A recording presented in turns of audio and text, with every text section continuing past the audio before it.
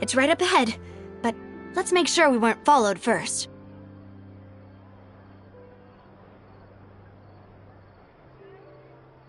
I've been keeping watch, Demoiselle. I haven't spotted anyone suspicious thus far.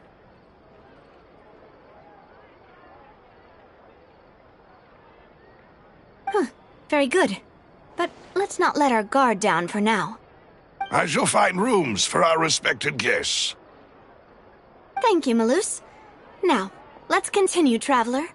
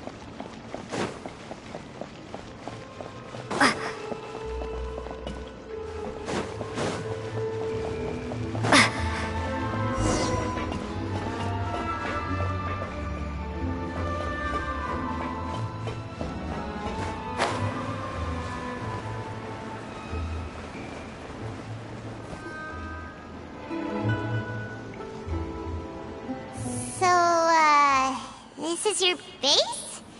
It's not quite what Paimon imagined. Your accommodations have been arranged. Under the present circumstances, I can confidently say it's the best we have. Well, our funds have been a little tight lately. After all, we don't allow illegal or unethical profiteering. In fact, our funds often come from citizenry who support us. Seems like it's tough times for everyone. But if you have the support of the people, that does sound like it's worth it. To be honest, our financial situation was a lot better back when my father was in charge a few years ago. I'm afraid I'm not quite his equal. Your father... he was the previous boss of Spina di Rosula, right? How did he... Demoiselle, if you'll allow me to explain. No. I'll explain it myself. I suppose I couldn't run from this topic forever.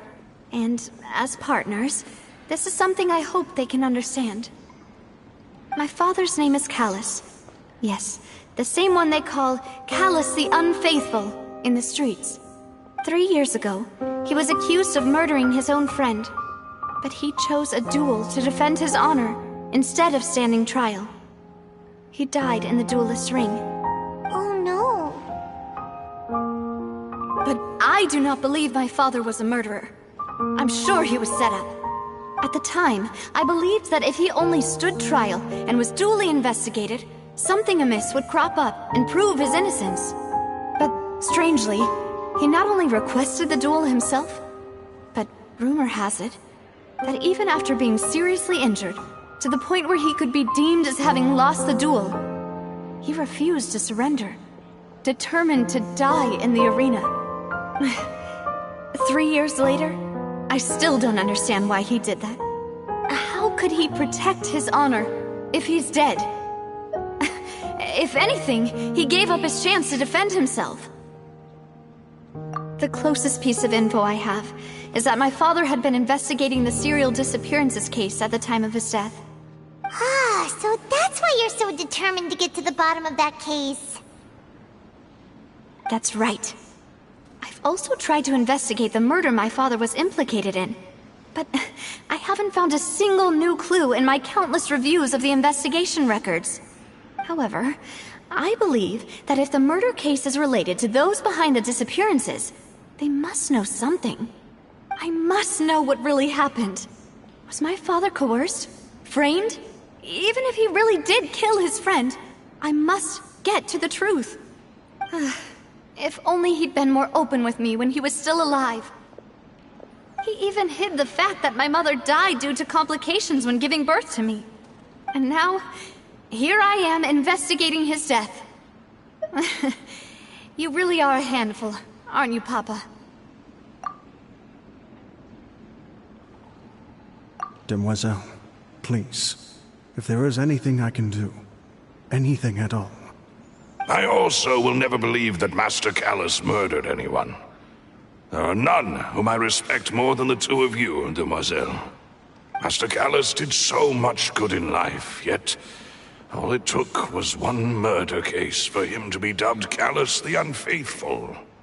Even our supporters decreased greatly due to that incident, hence our strained finances at present. Wait, if Callus was such a good man, wouldn't people at least be a little suspicious when he was accused? No. Perhaps people just revel in that kind of drama. It's not something exclusive to people from Fontaine, really. Everyone's like that. People love watching the evil turn over a new leaf, but they also enjoy watching good people fall into an abyss from one slip-up just as much. But how could... never mind. If Callus was really falsely accused, we have to find the truth. He didn't deserve to have that happen to him. There is one other thing. Master Callus's opponent in the duel was Ms. Clorinde. Oh, her? Well, then, isn't that as good as saying that she was the one who killed him? Yeah, that's not the sort of thing that you can just let go and move on from. Ms. Clorinde has always placed great emphasis on the honorable nature of the duel. If her opponent doesn't yield, she will not stop either. She knew Master Callus beforehand and greatly respected him, but seeing how he was resolute in the arena, there was only ever one choice she could have made. It's not that I don't understand her at all, but I just can't deal with this yet. Don't worry, Navia. Paimon knows how you feel. You don't have to force yourself to do that. Afterward, Ms. Clorinde told us that at the start of the duel, Master Callus requested that she ensure Demoiselle Navia's safety. Yes, that is our understanding as well. Oh, Papa. What madness drove you to ask the person who killed you to take care of me? All right, anyway, that's the information I wanted to share with you. Even if it did sound like I was just complaining towards the end. Thanks. You two should go and rest. This was quite a day after all. Yeah, Paimon's beat. Please, relax and get some sleep. We will ensure you rest soundly.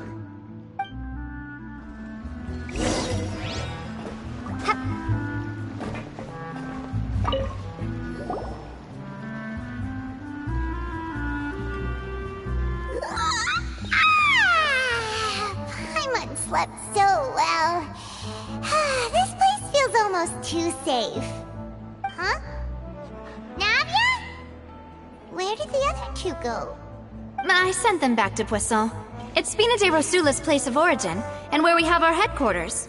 There's not much for them to do here at the moment. Paimon gets the feeling that you're just trying to get them off your back. But never mind that. When did you get back? Were you waiting here the whole time? No, I just returned after going out for a while. I did some investigating yesterday regarding the name Vacher. Wait, so you didn't sleep at all? How could I after having such critical new evidence appear?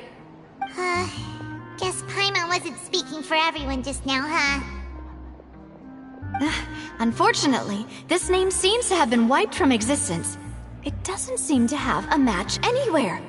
I suspect that those behind this have already taken steps to hinder an investigation from this angle.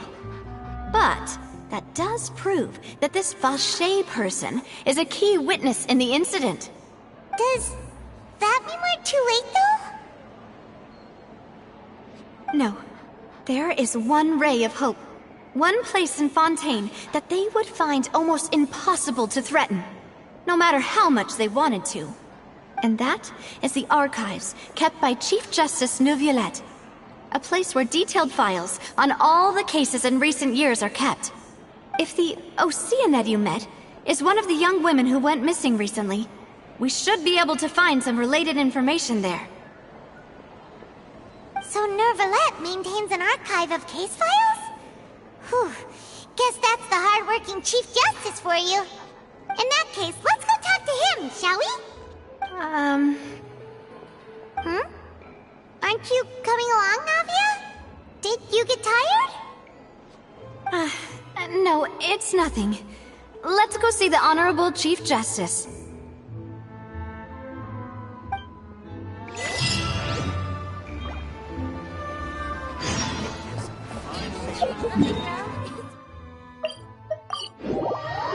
The Palais is right up ahead.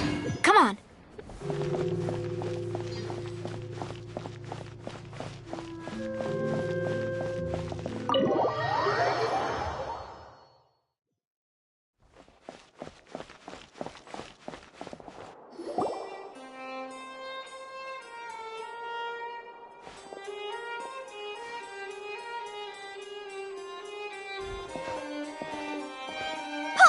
Please state your business here. The Chief Justice is presently occupied with official matters.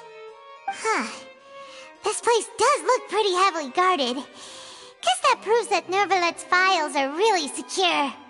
Hey, don't you recognize us?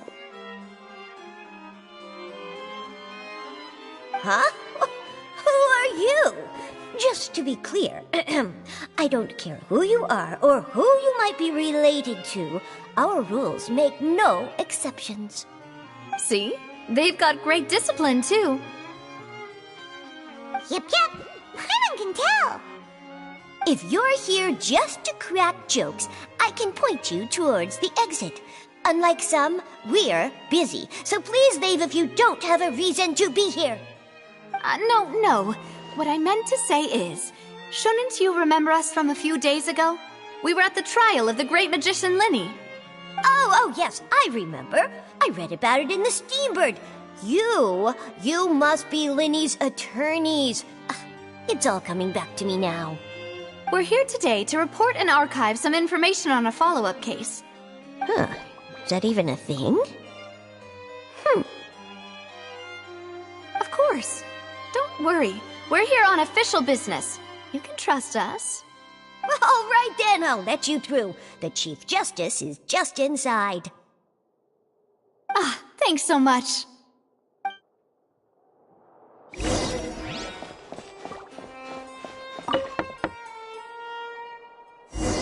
Please come in.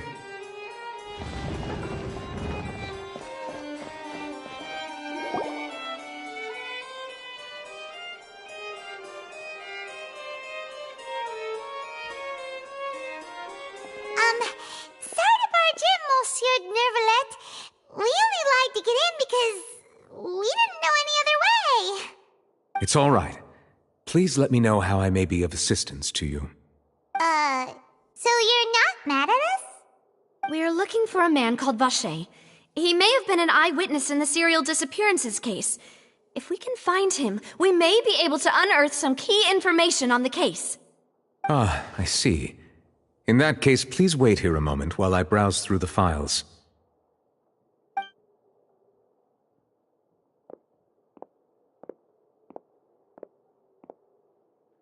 Who knew that Neuvillette would be so easy to talk to?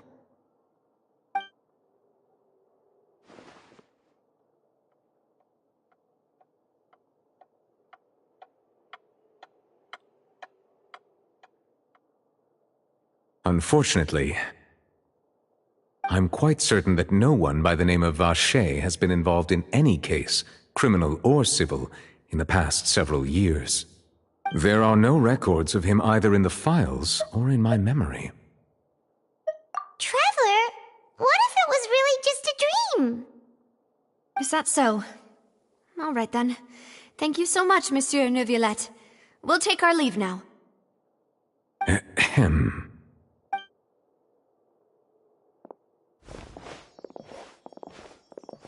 Miss Navia, I can understand how you feel. Your father, Callus, was a truly exceptional man. We deeply regret his passing. And what are you trying to say, Monsieur Neuvillette? Are you trying to console me? Extend your sympathy? Or just express some tendril of regret? No. You are not trying to do any of that. I can hear it in your voice. There's no emotion behind your words. You only said those things because you felt like you should. It's just like last time. After my father took his place in the duelist ring, I pushed through the guards to talk to you as a last resort. You even told me then that you thought there was something fishy with the case, yet you still allowed the duel to go ahead. In your eyes, the value of a human life is nothing compared to those cold laws you hold so dear. If you truly regret my father's death, then why didn't you call a stop to the duel? Why didn't you give me the power to stop him from throwing his life away? Why did you just let him die, despised and hated by all? Everything was hanging on a thread at that moment. Just the tiniest effort could have changed everything. There are still so many things I never got to tell him. So many questions he still owes me answers to. If you really have no heart, then just look me in the eyes. I, Navia, will show you the true meaning of regret. I'm sorry, Miss Navia. You and my father are truly alike. You keep all kinds of things in your heart and never say a word to anyone. It's not so much that you can't feel, but that you would never express anything. Oh well. In any case, everyone already knows full well the apathy of the Chief Justice. My apologies for taking my emotions out on you, Monsieur Chief Justice. Let's go, Traveler and Paimon.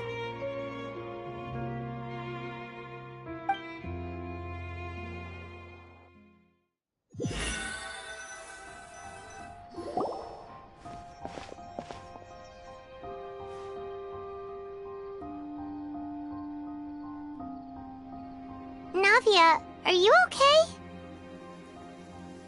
I'm fine. Rain. It's raining. You're right. Wasn't it still sunny when we went into the building? And there shouldn't be any active trials today. How strange. Now that I think of it, on the day my father was convicted of murder, it was also raining. What is it? Did you think of something? Yeah, he was outside. It was uncovered and the rain could fall there. Why? Do you think the rain could have affected the crime scene? That thought has occurred to us before. We've even expanded the search area to try to account for that, but didn't find anything of value. Oh? Wait. You don't mean... So you're saying that the true murderer could have been turned into water and then got washed away with the rain? Yeah, and if that's what had happened, then no one would have believed your dad, even if he explained what he saw to the authorities. I really think I found a true genius for a partner. You're completely right. How did I not connect the dots earlier? All right, let's go to Poisson. With this new lead in mind, we'll get to the bottom of my father's case for sure. Yeah, we're gonna make progress for sure this time. Do you want to go with me now? Or do you want to head over by yourself later?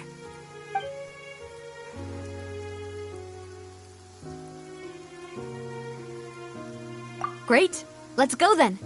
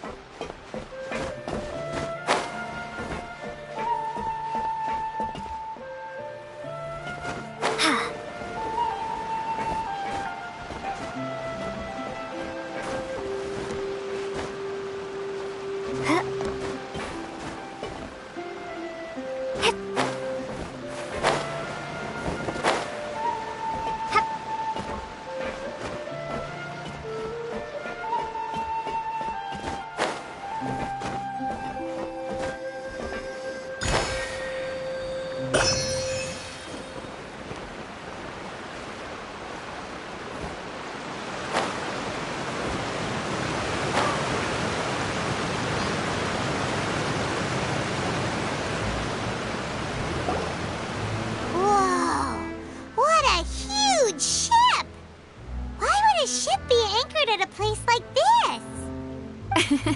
There's no need to be so surprised. While it may look like a ship, it's actually Spina di Rosula's headquarters. My father was the one who asked for it to be built like this.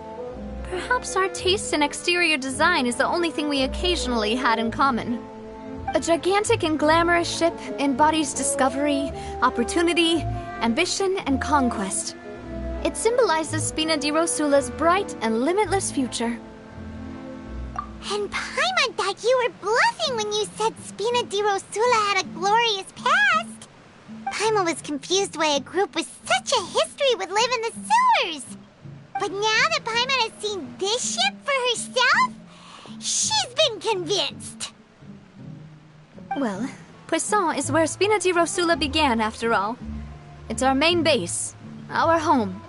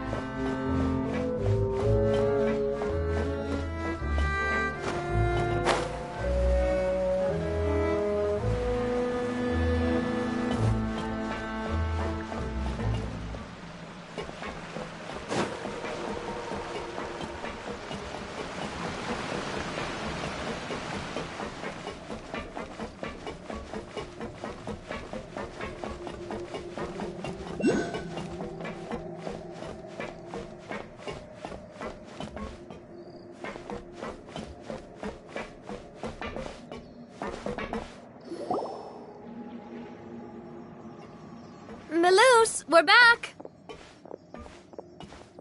Apologies for the wait, demoiselle, and our most important partners. You said before that you still had some business at the court. What brings you back to Poisson so quickly? About that. It's because my partner here reminded me of something really important. You see, what if my father's case had something to do with water from the primordial sea? You still remember, right, Melus? On that night, it was raining? Yes, the case was quite similar to that of Mr. Linney's. Both were... Could you tell us a bit more about what happened before? Yeah, of course. Many years ago, something called synth began to gain popularity in Poisson. At a glance, it was a kind of drink that could excite your mood and produce many pleasant hallucinations. Wait! Didn't that guard guy who turned into water also mention that the primordial water could be used to produce some kind of potion? Yes, he did. Considering what we know now, it's almost certain that synth is created using water from the primordial sea. If you drink synth for an extended amount of time, you'll suffer many side effects, such as losing the ability to focus or control your emotions. And if you were to stop drinking it completely, you'll experience flashes of paranoia and anxiety while lacking energy to do anything. It's an extremely dangerous substance. As he oversaw Poisson, my father was compelled to put a stop to synth abuse and called for a complete ban of it. Boss's uncompromising attitude incurred the synth vendor's wrath, but no matter how much they threatened or bribed him, he refused to yield.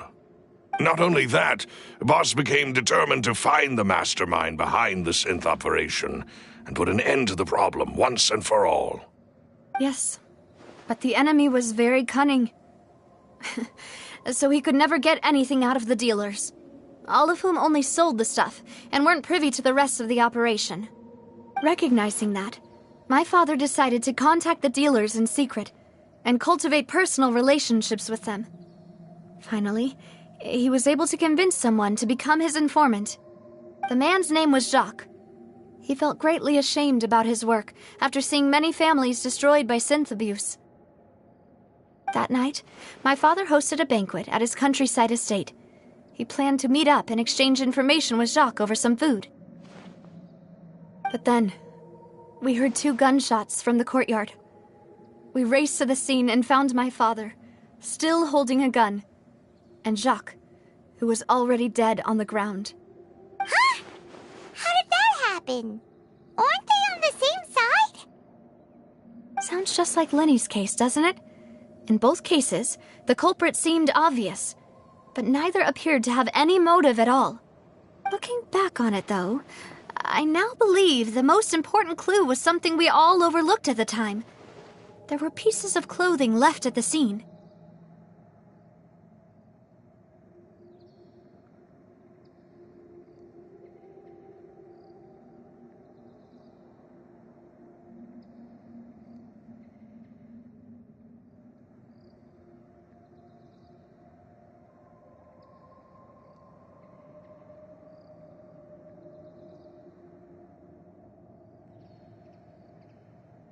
Precisely. It's all thanks to you that I made the connection now. Back then, we all just thought they were some costumes that Jacques used to disguise himself at the banquet. But, considering it now, it's almost certain that they belong to a third person at the scene. With one extra person, we'll also need to reconsider why the 2 shots were fired.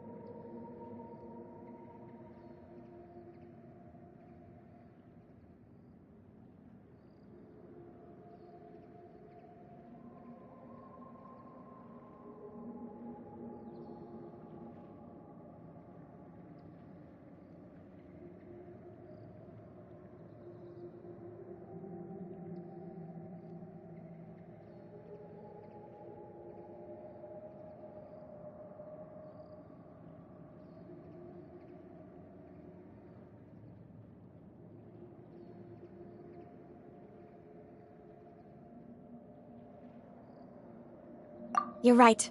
We still don't know what happened.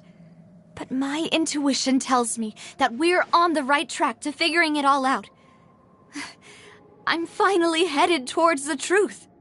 Jacques was an empathetic man who was infinitely remorseful for his past actions. It's unlikely that he turned on Boss with 0 warning. I think this third person is probably the key to the full truth. On that note, however, even though this will not please you, demoiselle, as your and your father's butler, I must still offer a word of warning. Our opponent is insidious and cruel.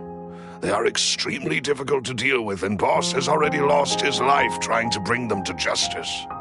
Even though Spina de Rosula has lost most of its former glory, Poisson has welcomed a new time of peace, and we have been allowed to live out our lives. There is no need to follow your father's path. It would be both wise and in line with Boss's wishes to step back and give up on the case. If that's indeed what he wished for, then he should have told me that himself. Was I not the closest person to him?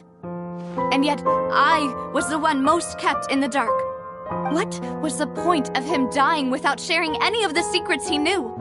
Did he manage to protect anything in the end? Synth is still here. Callus the Unfaithful is still his epithet. And Spina di Rosula is barely getting by. Nothing has changed. Did he think I'd just accept his meaningless death and live out my life just as meaninglessly? I've never accepted that. Ever. Not since that day, and certainly not now. I want to find out the real answer for everyone's sake. For the missing girls, for the victims, and for myself. Navia. This is indeed the best moment to act. Your partner appears to be quite reliable, and more importantly, Demoiselle, I think you're also ready to take this on. So you do know something else, Malus? Yes, I do. In fact, even before that banquet, Boss already knew of the connection between Synth and the serial disappearances case.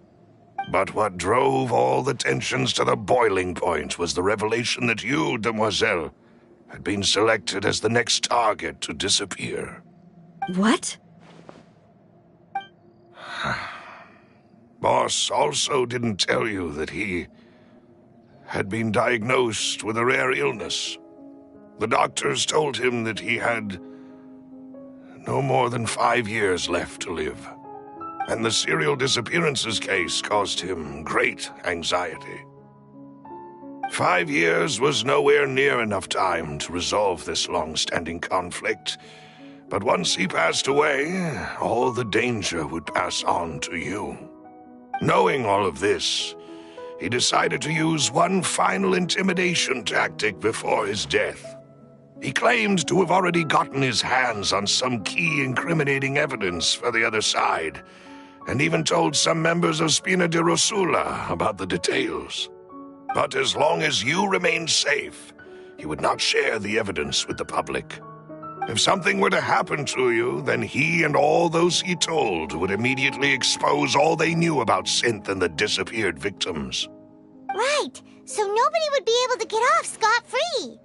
As we've seen, Boss's tactic has worked. Even though Boss has been gone for a long time, the other side has not tried to take Demoiselle's life.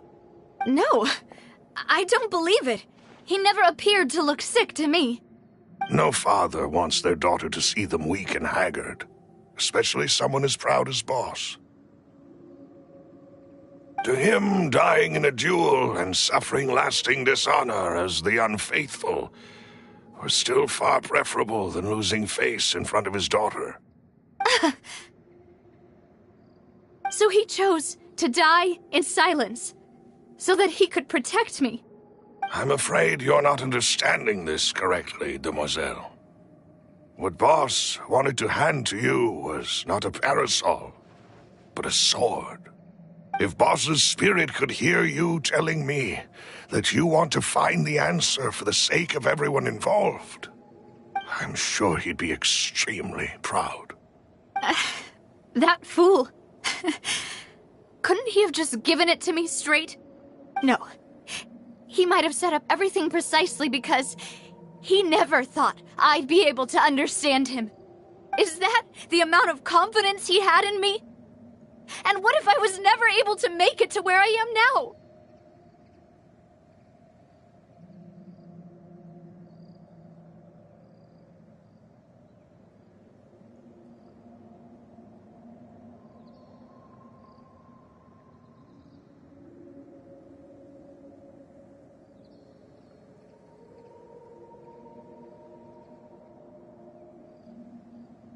Yeah. I suppose that's true. With the way he'd set things up, if I had wanted, I could have just lived out my life without a care in the world. But thankfully, he rarely talked to me about complex matters, and thus understood little of me as a person. In this case, he really didn't need to give me an easy way out. Malus, what was the key evidence that he shared with you? It's the location where Synth is produced. Essentially, it's the enemy's headquarters. When he was threatening the enemy, Boss didn't share the specifics of the incriminating evidence he found.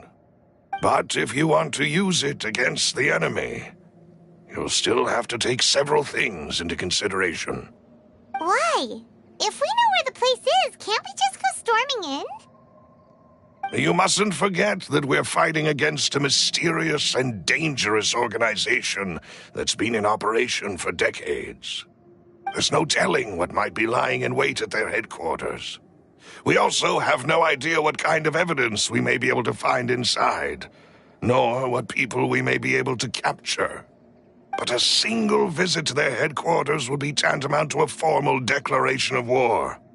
The worst case would be that we leave empty-handed, but also open ourselves up to full retaliation. Then, in that case, why not work with the Fontaine authorities? Well, you saw one of them dissolve during Mr. Linney's case. We have no idea just how thoroughly they may have been infiltrated. Huh. That's true. Seems my father really had no choice. But things are different now. It should be a lot easier to prove the other side's guilt, now that we've connected Synth with the disappearances case. You sound like you've put a lot of thought into this, Malus. I am the butler, after all. I live but to serve the boss and Demoiselle's will. I've always been willing to take on any kind of risk for your sake.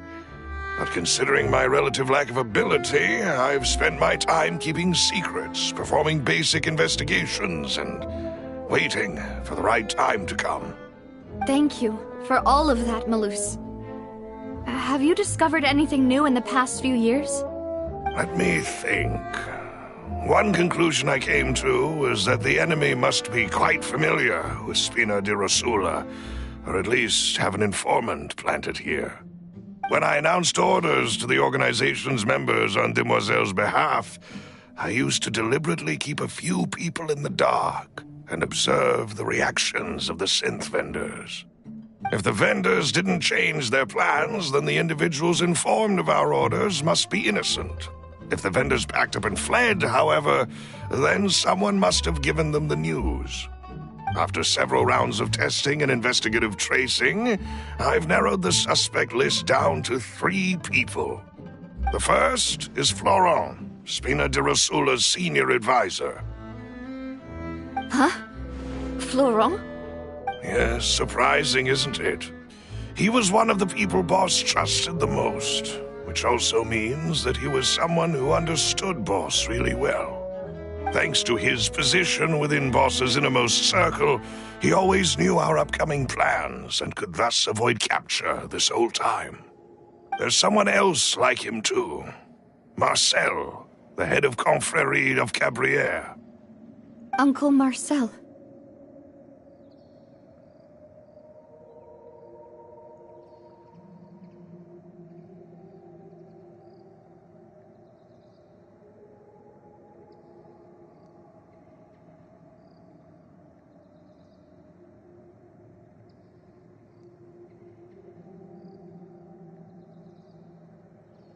It's a guild in Poisson. Boss helped it to grow to its current size and prominence.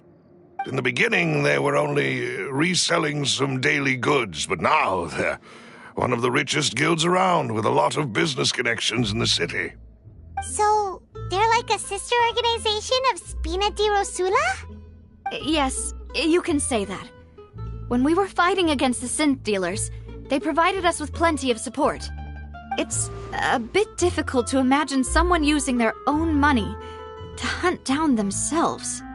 The final suspect is Thierry, the man responsible for coordinating information between Spina di Rosula and the guards. Although the guards mostly leave us to our own devices, there are still many activities we have to report to the local authorities. Since Thierry is always in the know about our current activities, he could theoretically always plan one step ahead. I see. These are all people who I communicate with quite regularly. To think that the enemy we've been fighting against has been right next to me all along, among those I trust the most. It's almost too hard to believe. If you want to investigate them, please take every precaution to not alert the quarry. Judging from our experience, the enemy is extremely cautious. Of course. And thank you, Malus. You've provided us with a lot of great information. You're too kind, my lady. I'm just doing my duty. And before I forget, proving Boss's innocence would also mean clearing him of blame in Jacques' death.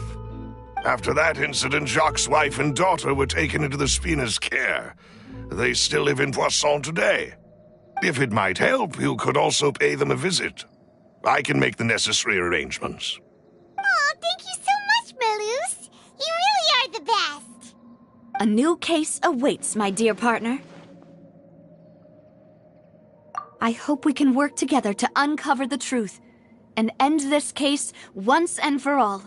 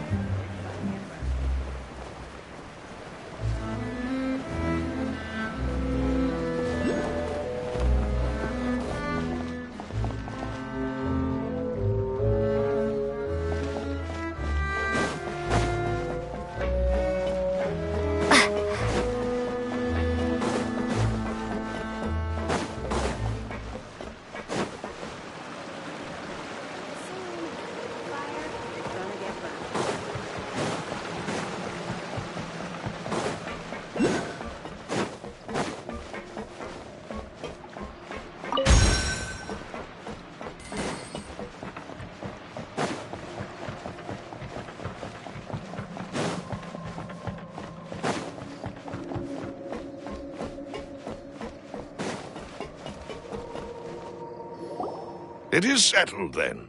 Please excuse me, and enjoy your conversation at your leisure. Thank you for arranging everything for us, Malus. Excuse me, miss. Do you need anything from us? Oh. Hey, Navia's all quiet. This isn't like her at all. I'm sorry that I only came to visit after all this time. After what happened, I didn't know how I was supposed to face the two of you. Ah, if it's about that, there's no need to apologize. After my husband died, Spina di Rosula sent us a lot of mora and support. I understood your guilt and apology to be genuine. But aren't all of those things nothing compared to the loss of Jacques? I can understand the kind of pain that comes with losing a father so needlessly. You don't understand at all. I didn't know how to face you, because I didn't know what I could possibly bring as a consolation gift. I know only the full truth could bring closure to you, and to all of us. I'm sorry. I appreciate the sentiment, but you don't have to carry all that guilt. On the matter regarding my husband, my daughter and I have more or less found our answer already. Would you mind sharing it with me? I really can't believe that my father could ever bring himself to shoot Jacques. I always knew that my husband's money was earned through others' suffering. He told me countless times that if he could turn back the clock, he would never go into the synth business again. He had many regrets, and felt that he took the idea of providing for his family too literally. For the longest time, he thought Mora was everything. So when Mr. Callis came to him with a proposal, he accepted it almost immediately. He tried to be as careful as he could, but even so, he was still found out by the higher-ups. They found out about his betrayal? Papa didn't say that exactly, but Papa did tell me that I should never be ungrateful. Before he left that day, he told me that he had no choice. It was only later that I realized it was his final farewell to the two of us.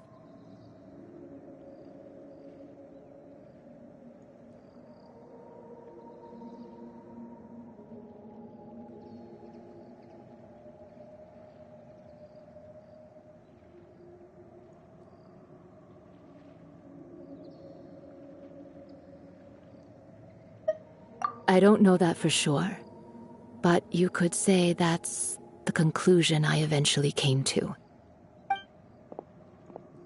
Which is why I'm the one who should feel guilty.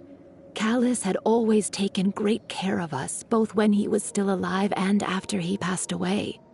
Even if he fired the shot that killed my husband, it was likely in self-defense. It is impossible for me to hate him for what he had done. But Mama, why is Papa still the bad guy if he did the right thing? Papa always wanted to be a good man, so why did he have to do a bad thing in the end? Well, things aren't always as they seem. You still feel like your papa was a good man, right? Yeah, Papa was a really good man. The best in the whole world. Then you should hold on to that. If a good man had to do a bad thing, then he must have had his reasons. Regardless of whether he left you a parasol or a sword. He must have done so to give you a better life. Oh. Thank you for everything you've told me. I will definitely find the truth. The current state of things is not something I'm willing to just sit back and accept. Thank you. I'm very grateful to hear this from you. Even though your personality is quite different from your father's, your determination when you speak is really similar. You really think so? That's the first time anyone said that to me.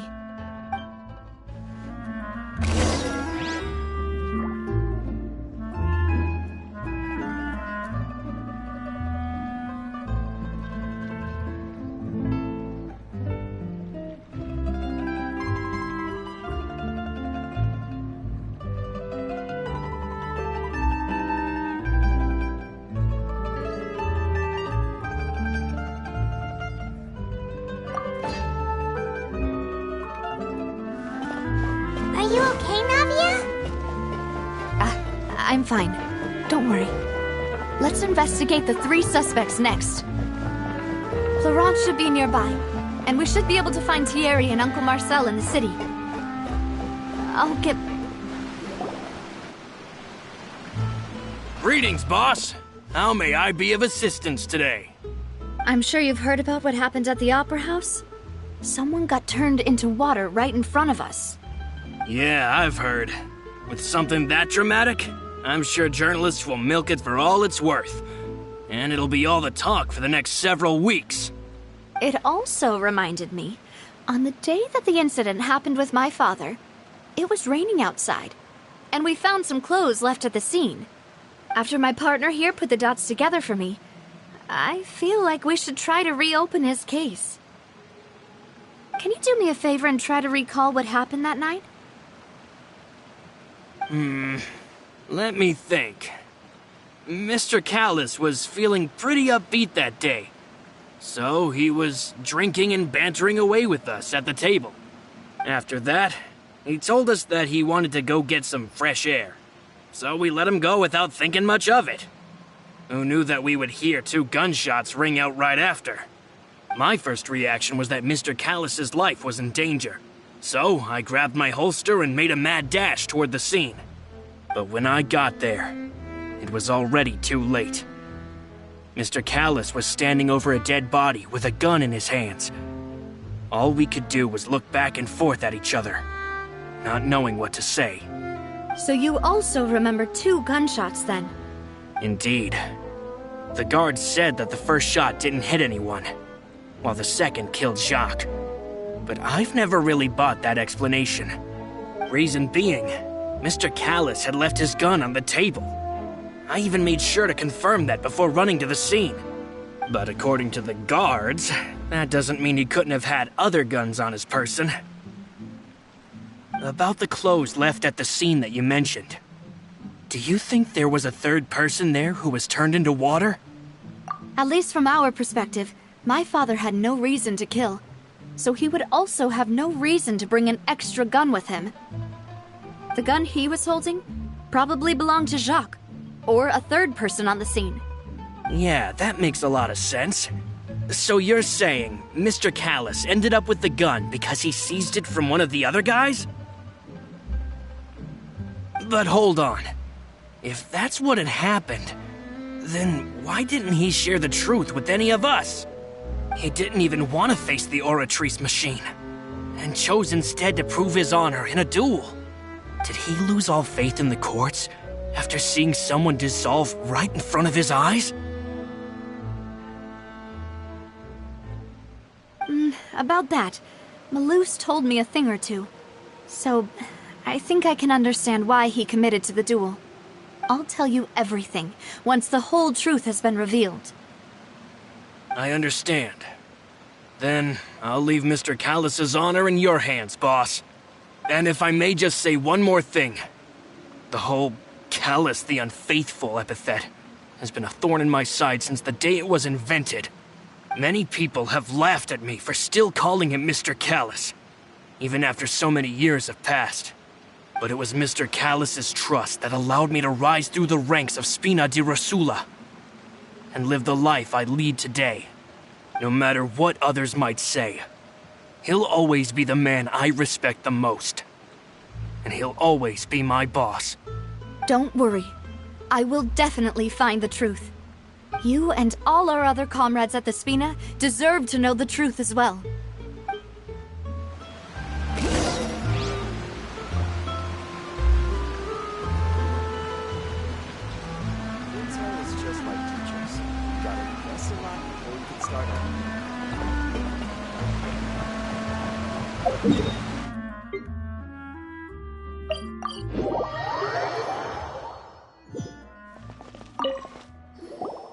Hey, Thierry!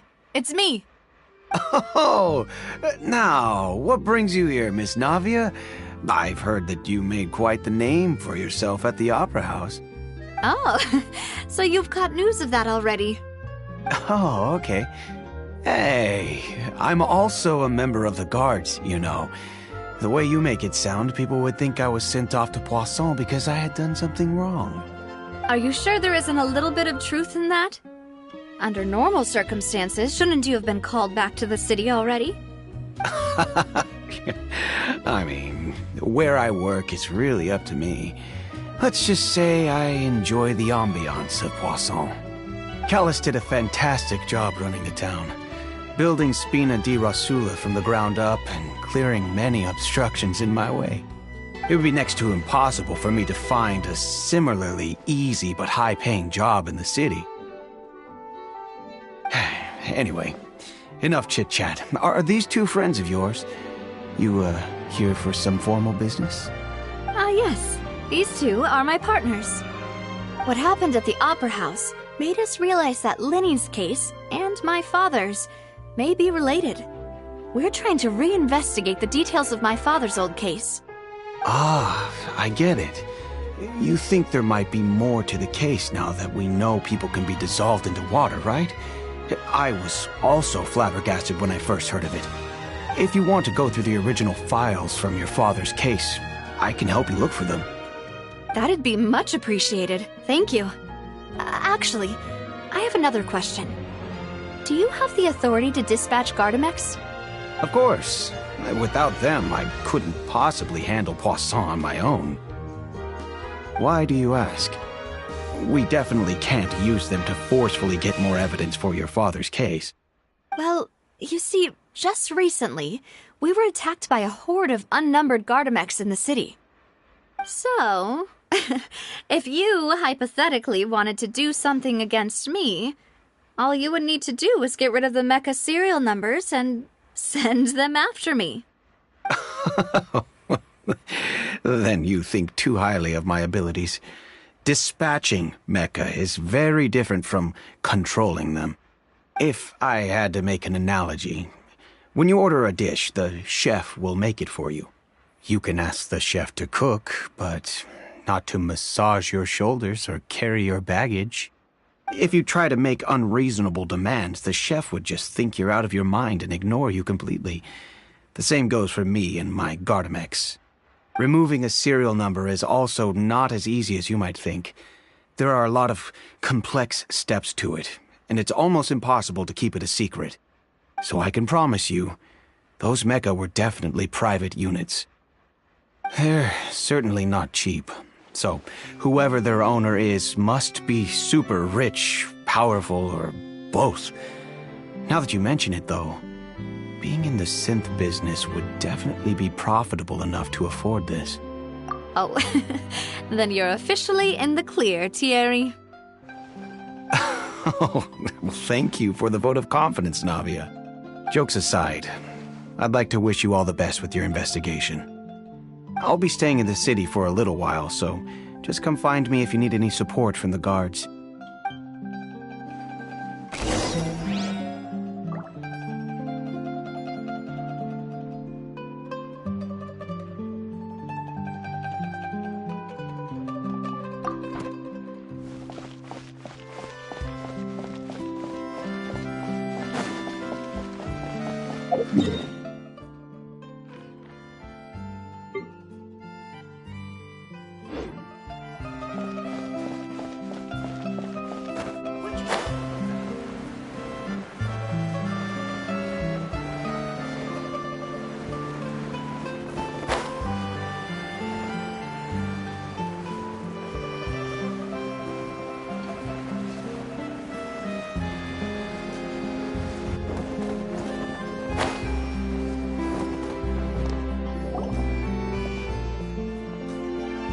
Hello. How may I help you? I'm here to see Marcel. Could you please let him know? You can just say Navia's looking for him. Sure. I will let him know right away.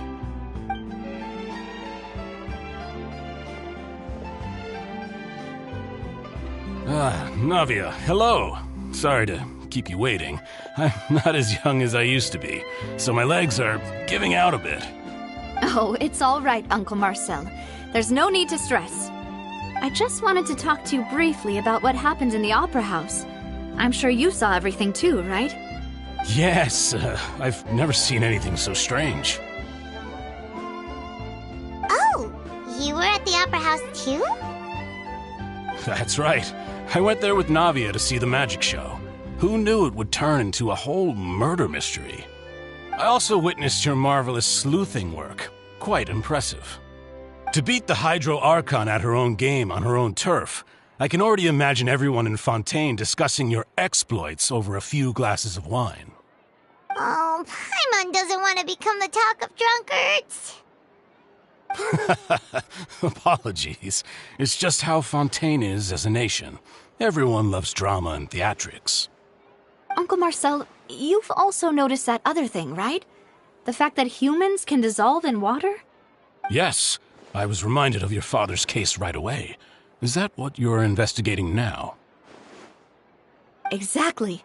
I still don't have much solid proof, but I can sense that the other side has already begun to act. Oh, and what makes you say that? We were attacked on Araneus by some unnumbered Gardamex.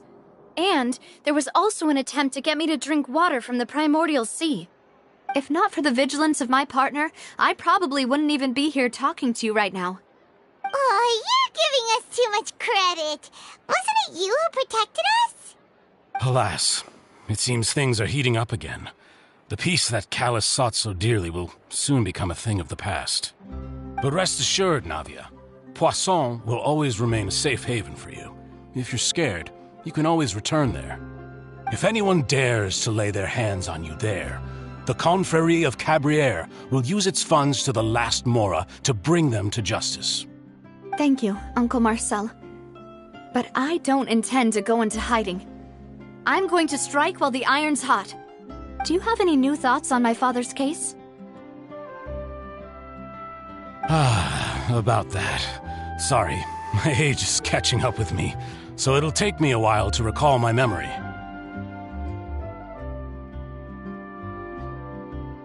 The Confrérie was responsible for that banquet, so I was out and about the whole time making sure things were running smoothly. I didn't even have the time to drink with the guests. Then I heard the sound of a gunshot, and the rest was history. Oh, it's okay. No need to push yourself.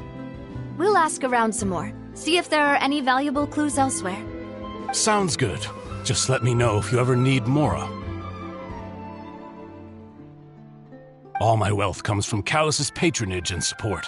I'll spend however much it takes to clear his name.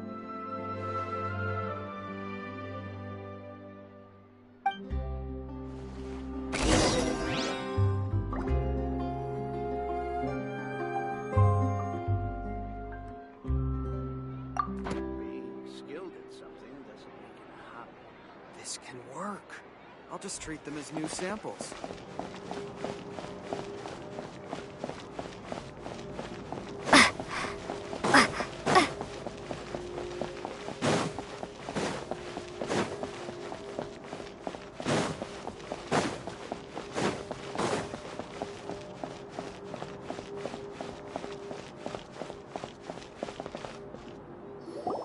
We've talked to all 3 suspects, purely based on their conversations with me.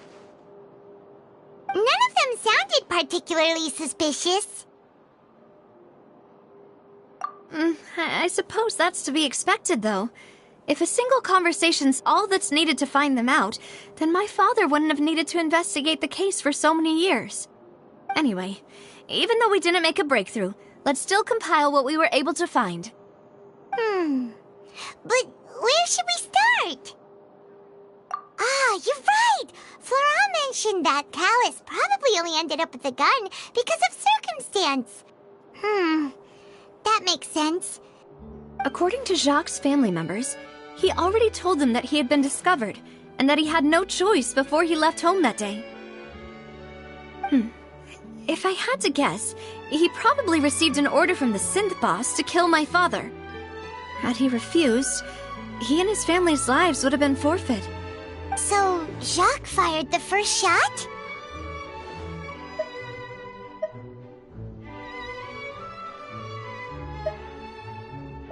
Oh? And why is that?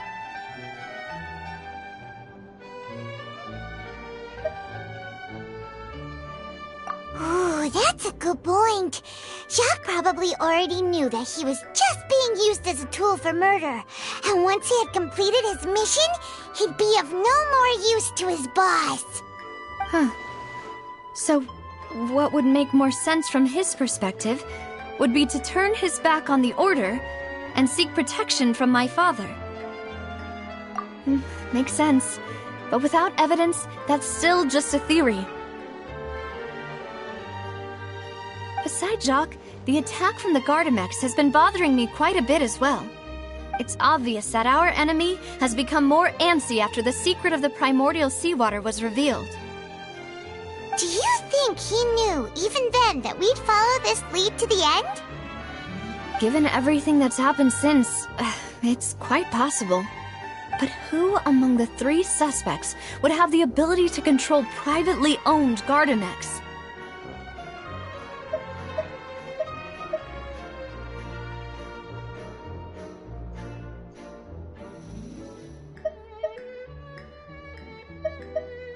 Uncle Marcel?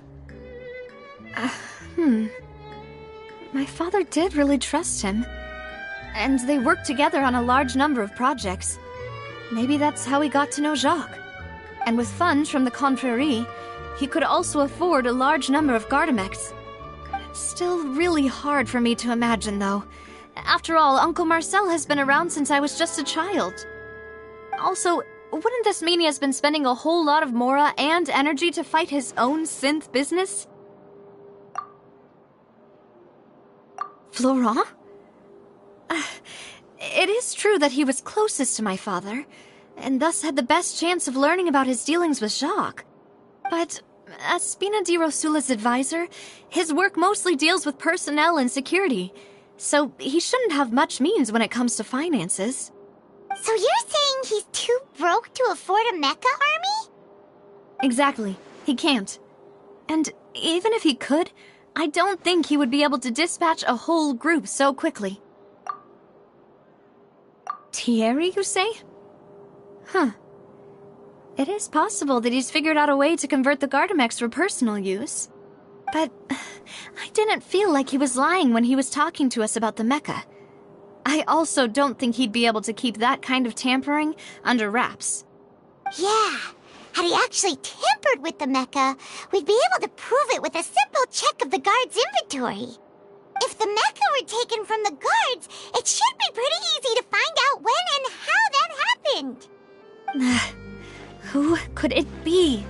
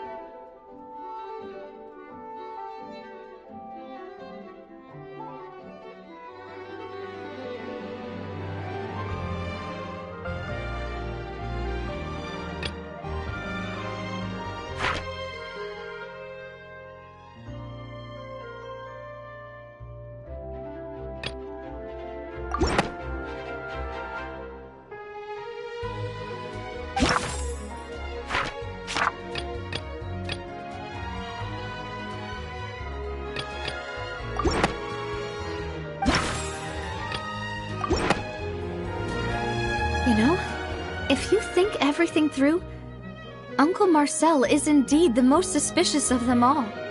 Could we be missing other suspects? Malus didn't know about the people turning into water thing when he narrowed it down to these three, did he?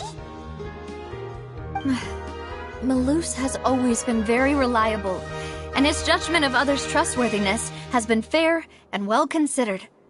When he laid out his case for the three, the rationale he gave me made a lot of sense as well.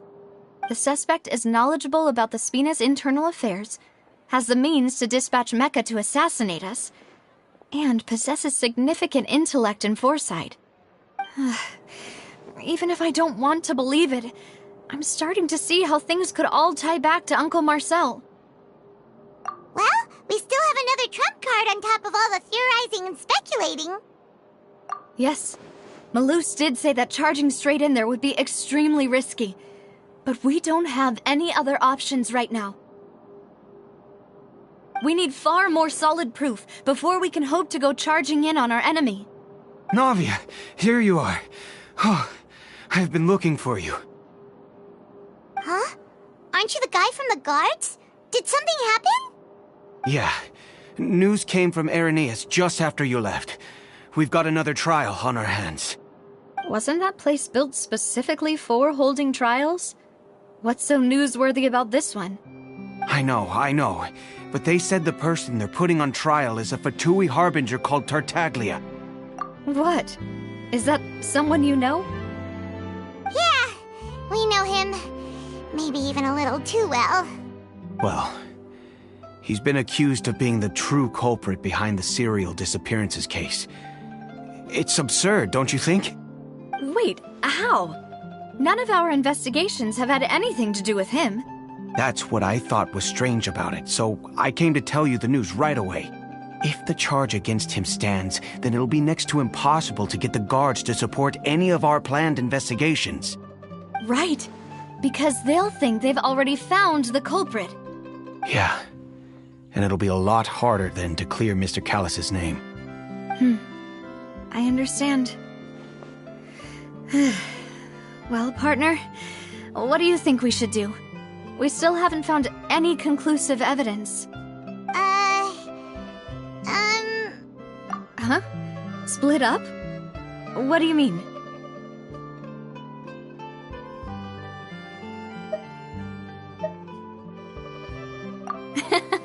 Just as expected of my partner. Since this is a trial about the serial disappearances case, the culprit's attention will be focused on Irenaeus, leaving his home base wide open. You're right. This is our best opportunity. All right then, let's do this. I'll stall them at the Opera House and charge Marcel as the true culprit. I won't have any chance of making that charge stick, though, unless we find more evidence. It'll be up to you to make it back in time and hand the decisive evidence to me. We'll help you, just like you helped us in Lenny's trial. Demoiselle, please allow us to accompany you. I'm ready. Malou, Silver, when did you two get here?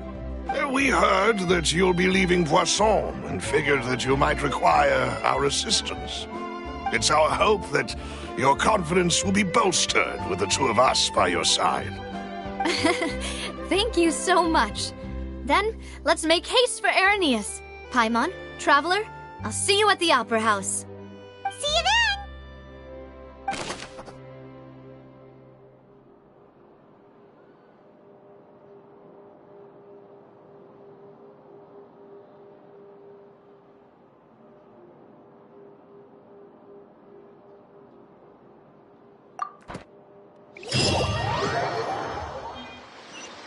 Now that Navia has set out for Irenaeus, we should also get going. The location has already been marked on the map, so let's head over. According to Malus's info, the synth production base is underwater. Let's go and try to find the entrance.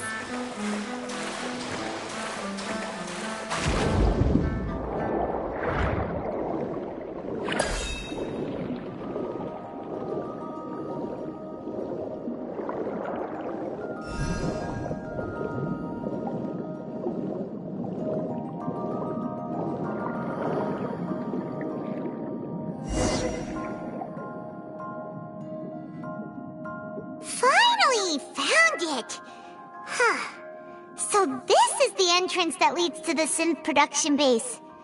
It sure doesn't seem out of the ordinary at all. You're right. An important place like this is bound to have a ton of protective measures and mechanisms. Navia's probably arguing up a storm right now to stall for us.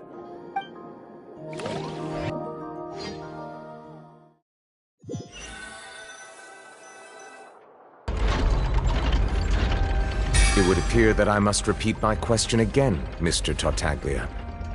Do you accept the charge that you are the true culprit behind the serial disappearances case? To be perfectly honest, I don't understand your country's complicated court system, or the reason why I'm being charged with something I've never even heard of. However, I did hear that people who have been charged can choose to participate in a duel to clear their name. Is that right? In which case, as long as I accept the charge, I can have an all-out fight with that champion duelist Clorinde, right? I've got to admit, that's one of the most enticing offers I've ever received. When I privately sparred with her last time, she was obviously holding back. Real disappointing. Hey! Don't you understand? You're currently the prime suspect for a major case. This isn't the place for you to be looking for fights. Oh? Sounds like the Hydro Archon wants to lecture me on the ways of the Opera House. Then why don't you duel me too? I'm the kind of student that learns best in the heat of battle. No. That's not what I meant. Alas, it would appear that communication with the defendant is going poorly. We have made very little progress. In that case, let me explain everything from the very beginning again. The goal of this trial is to determine the culprit behind the serial disappearances case. That That case had nothing to do with him! You've got the wrong man! Huh? What's going on? Why is she interjecting again? I told you it couldn't be one of the Fatui harbingers. Miss Navia, this is the second time you've interrupted the court proceedings. I only tolerated your behavior last time because you were able to provide the court with a key eyewitness. But that was an exception rather than standard court protocol. I can very well charge you with contempt of court for your interjections. Oh, please. Did you ever think I had any respect for this place's pointless theatrics? We can put that discussion aside for now. I'm not here to argue with you. I'm here to charge the true culprit behind the serial disappearances case. And if my charges prove true, then Tartaglia here will be proven innocent by default, correct? Oh, a young lady has charged in and offered to clear my name. How fascinating. Well, I'd gotten half bored to death by all these rules and procedures anyway, so I'll take you up on that offer. So, Your Honor, is there nothing else for me to do now?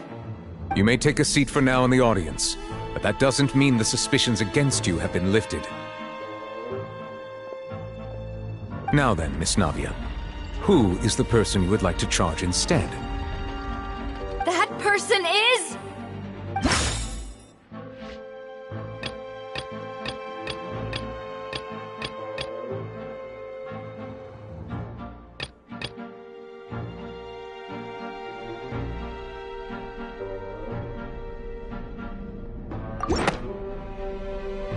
Marcel, the head of Confrérie of Cabrières! Huh? What Confrérie? Never heard of them in my life. I've heard of them, but weren't they Spina di Rosula's sister organization? Oh, is this going to be a friends to enemies type situation? Please let me remind you, Miss Navia, that charging someone is an incredibly serious matter. Committing to the charge also means taking on the legal responsibilities associated with it. And if the charge fails, depending on the circumstances, you may also be charged with the crime of making a false accusation. Knowing this, do you still wish to charge this man? Yes, I do. In that case, I declare the charge to be valid. Miss Navia and attorneys, please take your places on the court. Members of the guards, please contact Mr. Marcel right away so that he may stand trial.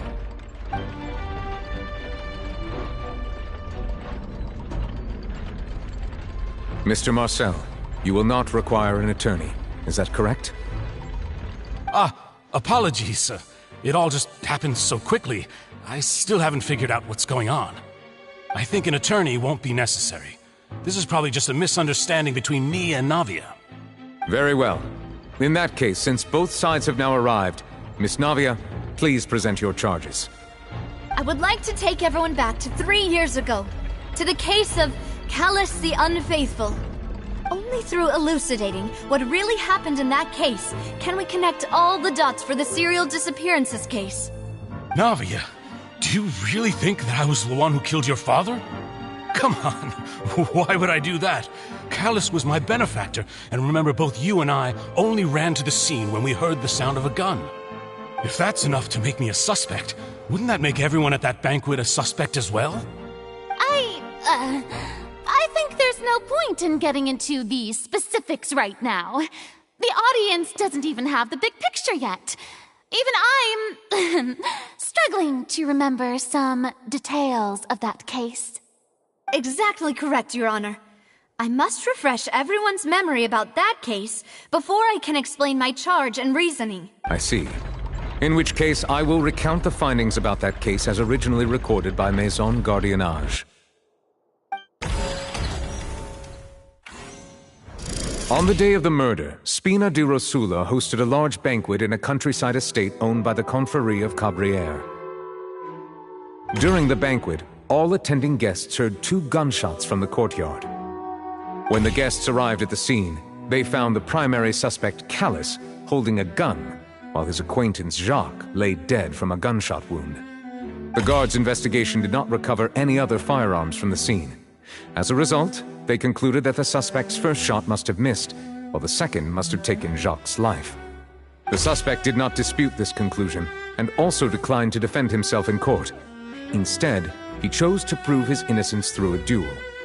Callus was defeated by champion duelist Clarand in the ensuing duel, and soon succumbed to the injuries. These are the known facts about the case.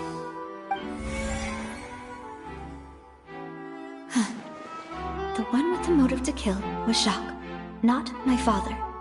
And even so, Jacques still had no reason to pull the trigger. In truth, the third person shot Jacques first, and was shot in turn by my father when my father seized the gun from him.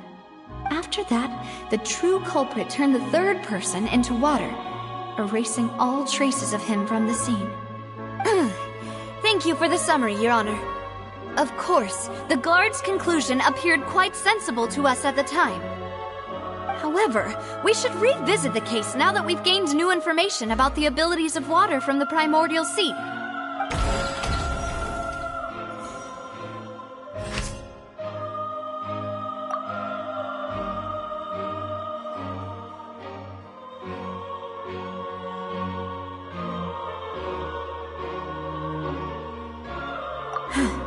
Something's not...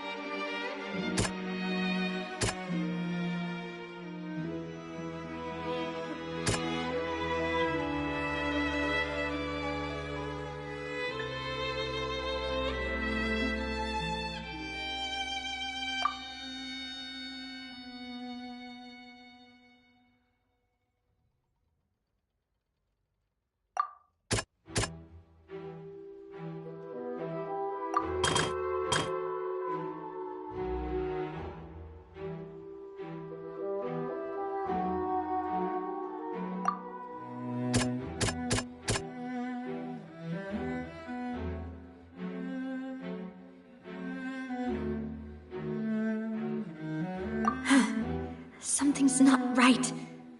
Let me think for a little while.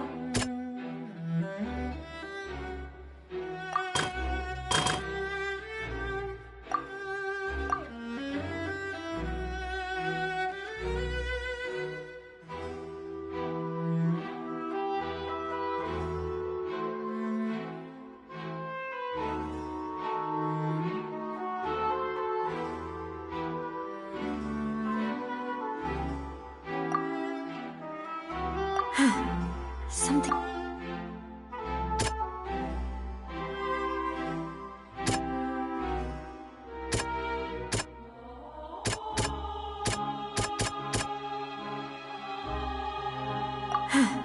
Something's not right.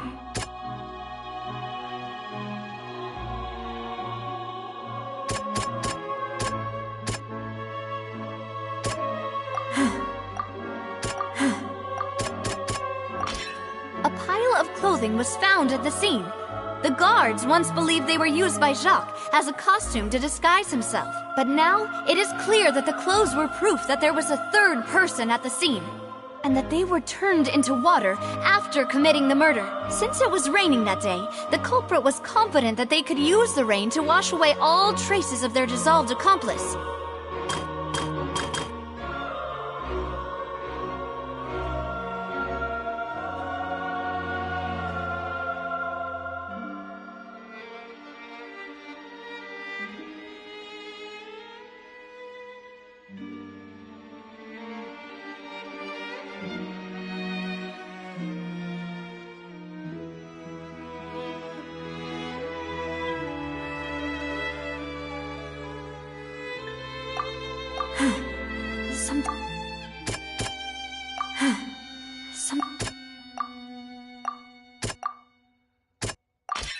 This assassin first shot Jacques, then turned to shoot Callus, only for Callus to wrestle the gun from him and kill him instead.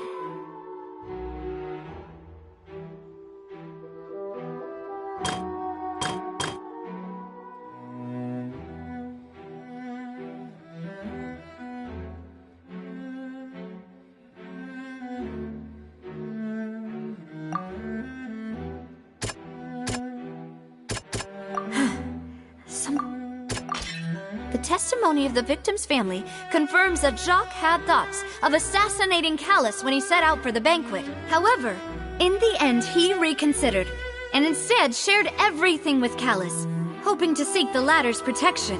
Unfortunately for Jacques, the true culprit had already considered this possibility, and had sent out another assassin. Realizing this, the true culprit caused the hired assassin to dissolve into water, leading everyone to believe Callus was responsible for Jacques' murder. This is the true version of events.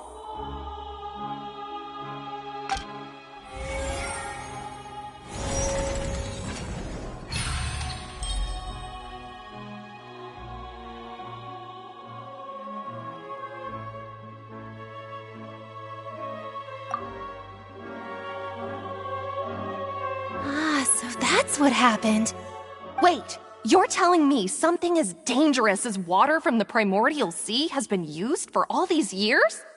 What a great theory. It also explains Callus's and Jacques' respective motives. I guess they didn't shoot each other after all. Mr. Marcel, you are the one being charged with the crime. You should provide a rebuttal if you wish to prove your innocence. But I think I agree with everything Navia just said. In fact, there was nothing in her speech that directly implicated me.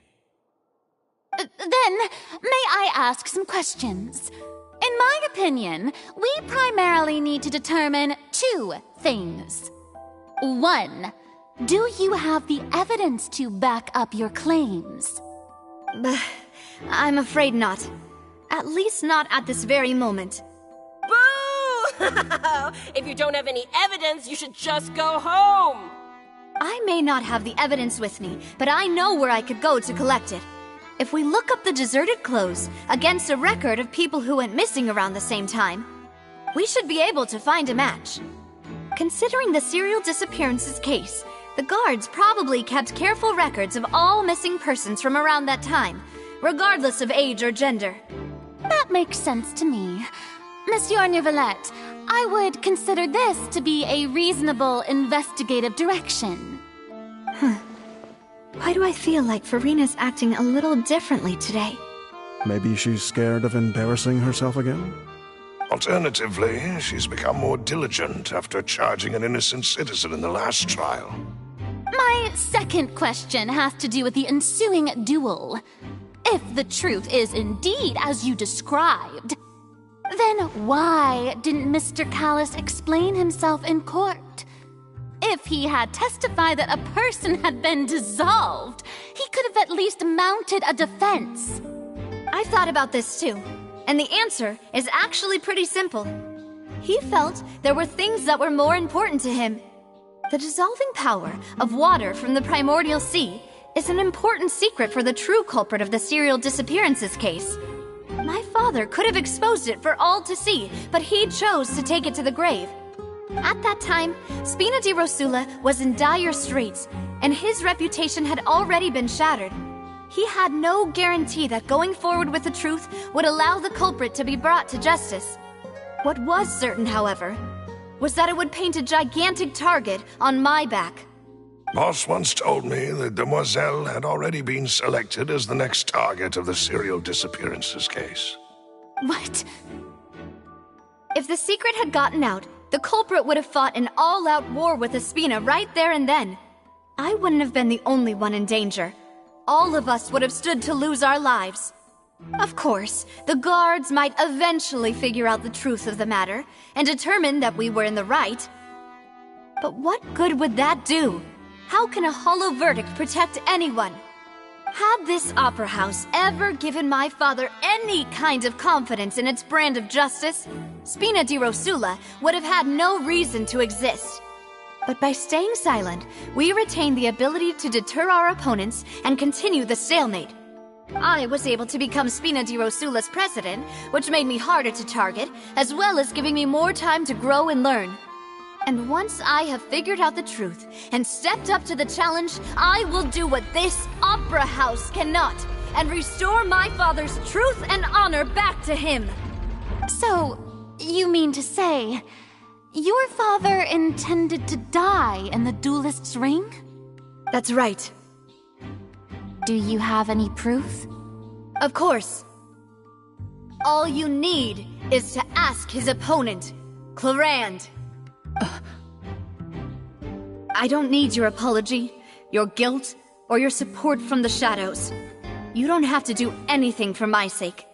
But since he entrusted his will to you, Clorinde, you should tell us the truth about his sacrifice. So, during the duel, did you believe that Callus was intending to die? Yes, I did. As a champion duelist, I've fought many battles and taken a countless number of dishonored lives. In my line of work, I've seen all kinds of people give their all for the faintest hope to continue living. Some were determined, others passionate, and some even manic and twisted. Just one look and I can tell if a duelist is hoping to live or if they're looking to die. I hereby swear on my name and honor as a champion duelist that Mr. Callus never intended to leave the ring alive. Since that's your testimony, I have no more questions. It appears there really are good grounds to reopen this case. I concur. However, Miss Navia, you still have not explained the link between your father's case and the serial disappearances case. Right? What she said was fascinating, but kind of beside the point. Wait, weren't they just talking about the serial disappearances case? Of course, Your Honor. The two cases are connected via a matter of timing. In my father's case, the culprit intended to kill both Jacques and Callus. As a result, they planned to act after hearing 2 gunshots. And, at the end of Linny's trial, the culprit also only dissolved the victim in front of everyone because they realized they were at risk of being identified. The culprit could only time their actions so precisely if they were already at the scene. Coincidentally, Marcel attended both the banquet and the trial. So that's why you suspected me. Even after hearing your reasoning, I still can't help but find it a little preposterous. I'm used to it, though. You've always been an impulsive and sentimental child, Navia. It's one of your most endearing traits. No need to appeal to pathos. I won't try to refute your points one by one, but even if everything you just said was true, can you prove that I was the only person present at both events? On top of that, does a person have to be physically present to control the timing? Can't someone remotely monitor the place? Don't know what she can say to that. I know that even with that, you might still think you can reduce the list of suspects with some further investigations, until I'm the only one left on the list. Alas, who won't feel at least a little hurt by an accusation of murder from a girl you see as your own daughter? But if I were to dismiss this completely, you'd also think I'm not being considerate of your feelings. Ah well, let Uncle Marcel teach you another lesson. Do you know what the biggest flaw in your reasoning is? I suppose you're gonna tell me anyways. It's timing again. I'm a businessman by trade. From that standpoint, there's no reason for me to kidnap young women. It's a high-risk action with nothing to gain. In addition, I left my home in Snezhnaya when I was young to come to Poisson and work in some trade. My business only thrived when I received Callus's patronage. But the disappearances began before I ever stepped foot in Fontaine. I do apologize, Demoiselle. This was my mistake. No, it's not your fault. I'm sure he had come prepared. Is there anything else you'd like to say? Would you like to check the date of my first business license against the first known case of the serial disappearances? You can also take a look at my border entry records, or ask my friends and family when I left Snezhnaya for the first time. Could those records and testimonies do something to appease the unspeakable anguish in your heart? Seems like she got the wrong guy. At this rate, Navia will be convicted for falsely accusing him. I think you've done a superb job of dissecting your father's feelings as he neared the end of his life. But aren't you going against all of his wishes and expectations right now? He wished for you to become more rational, collected, and conscientious, instead of dwelling only on your own feelings. Once you've learned to be more considerate of others' feelings and to stop rushing headlong into things, you'd have met most of his expectations. This isn't just about me, and it never has been. The biggest difference between me and the rest of the victims is that I still have the ability to search for the truth, while that same agency has long been taken from them.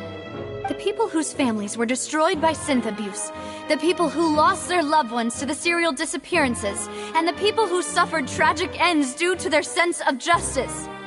Many people's images are flashing before my eyes. I'm sure some are coming to those of you in the audience as well. And whose image do you see, Marcel? Is it a man named Vacher? Oh, so you do know that name. I'm merely surprised you'd suddenly say the name of someone I've never even heard of. I was waiting for you to say that.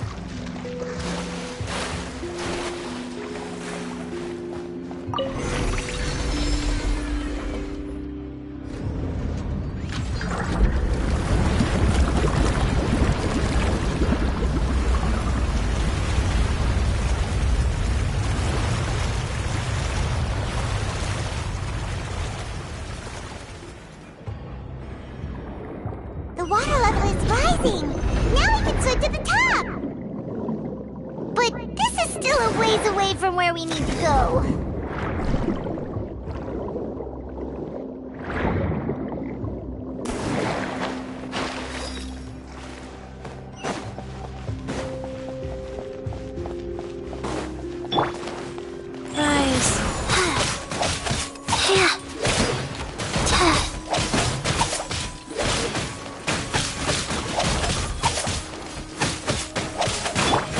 Jumpy, dumpy, go! Not really! Go!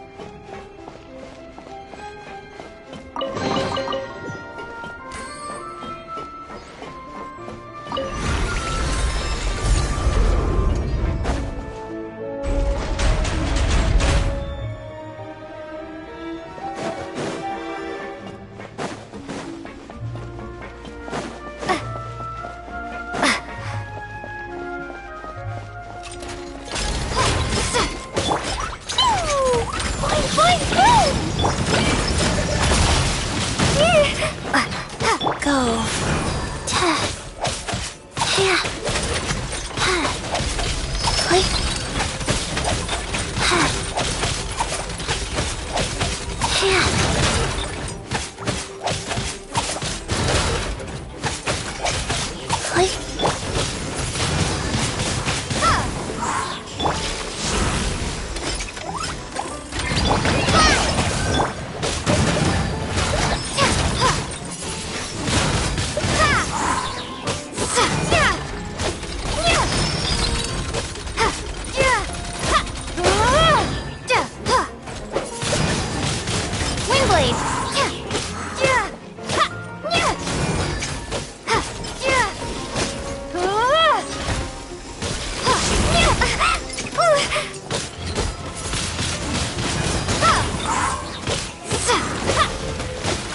Wheel of life.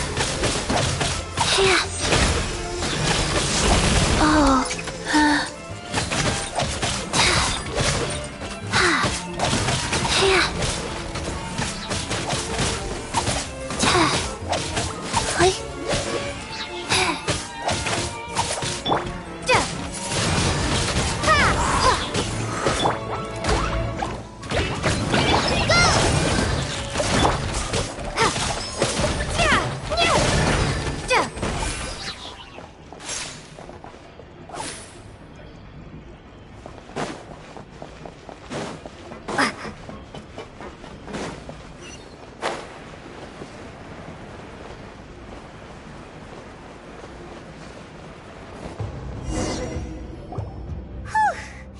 After all that, we finally made it to the innermost sanctum.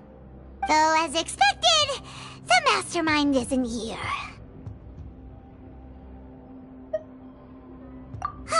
That's right. Then let's hurry up and find some evidence so we can get back to the Opera House and help Navia.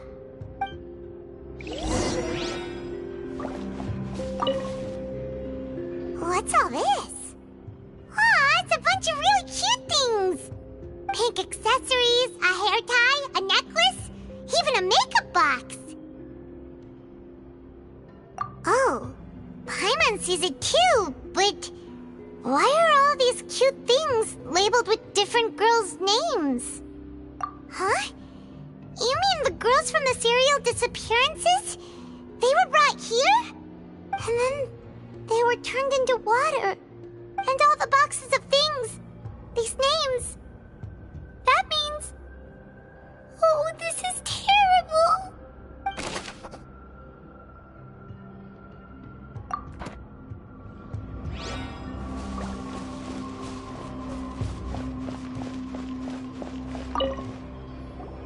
Whoa! There's so much synth here! And so many bottles of ingredients that probably just contain the waters of the Primordial Sea. Mixing in progress, ready to drink, stock sample? Huh. They've also got all the synth pretty clearly labeled. Whoa, there's even fruit-flavored synth? Yep, it's super obvious.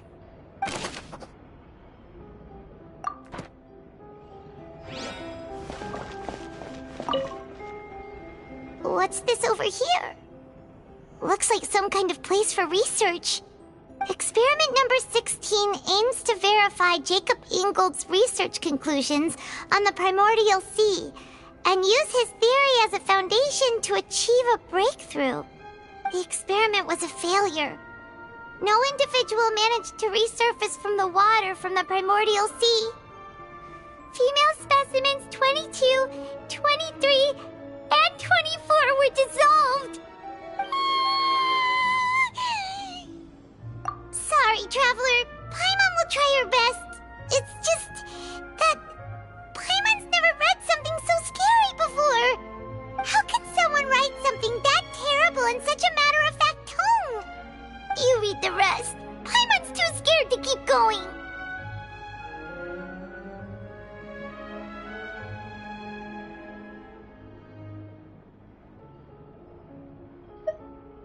So that's why he did all of these experiments.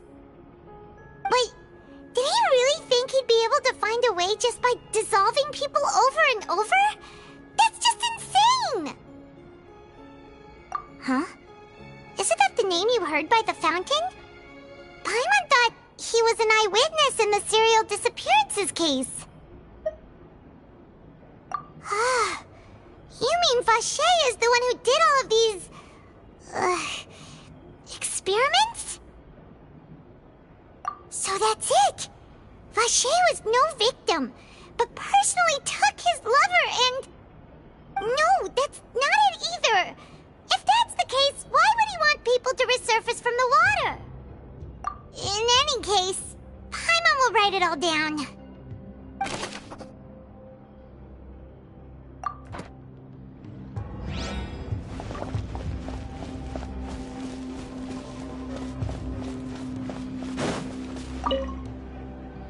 Oh, look! There's an important-looking basin over here, and it's full of water! That means this is where they make all the synth! And that special water is the main ingredient! If you dilute it with normal water, you'll get synth, but the pure stuff can dissolve a human! Paimon will take notes on this incriminating evidence.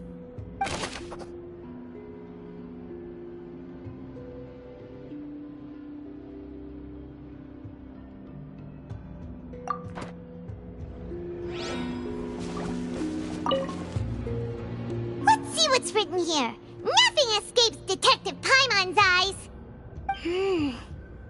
Callus. Navia's father. Oh, this seems to be an investigation report on him. Yep, it's about finding someone to assassinate Jacques and Callus because of a lack of confidence that Jacques himself would go through with it. This should prove the existence of the third person, right? We still have not determined the exact content of the key information Callus has passed on to certain members of his organization. The old dog's a real menace to deal with. Even if he abides by the promise he's made to us, he will still have the upper hand. He can act whenever he wants to make our lives miserable. The only option left is to remove him from the picture entirely. I concur. Let's send someone to kill him. He won't declare war as long as we don't touch Navia. Oh, seems like we've got a bunch of correspondence between the higher-ups. They're all just so evil. We've looked at almost everything here, and it seems like our theories were spot on. But... yeah, we haven't found anything that reveals his true identity. No wonder even Neuvillette wasn't able to find anything. Whoever it is probably destroyed everything to do with that name a long time ago. That way, even if we bring all this back to the opera, we won't be able to identify the true culprit. Sure thing. Paimon won't admit defeat to this guy either.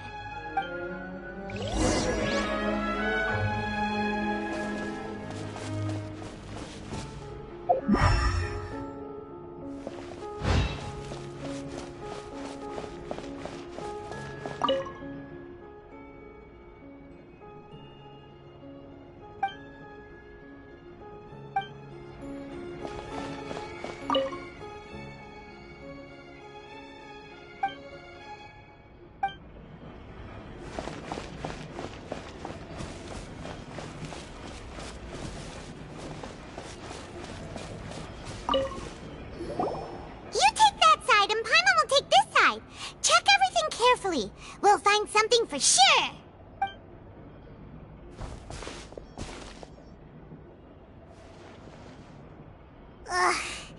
Nothing at all. And Paimon can't even find snacks either. Whoa, really? Let Paimon see. Vinier. Isn't that Vacher's lover's name? Then you found her diary. Let's see. Aw, it's just a normal diary chronicling their love story. She was so sweet, too. So many! A whole page's worth! But they're all crossed out. Was she unhappy with all of them? The final name she decided on was... Marcel. Wait, but Marcel's pretty old. Has this case been going on for so long that he's Vacher and Vinier's grown son? Hey!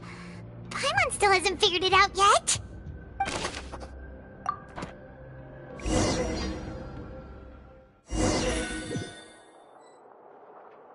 And whose image do you see, Marcel? Is it a man named Vacher? Oh, so you do know that name. I'm merely surprised you'd suddenly say the name of someone I've never even heard of. I was waiting for you to say that. Navia! We're back! As expected of my partner. I just knew you'd return in the nick of time. Just how often do you intend to flout the rules of this court? It's all right, Monsieur Neuvillette.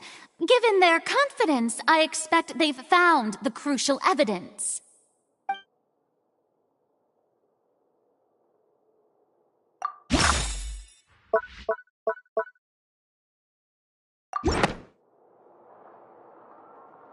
But the truth of it, Marcel, is that you've always been Vacher.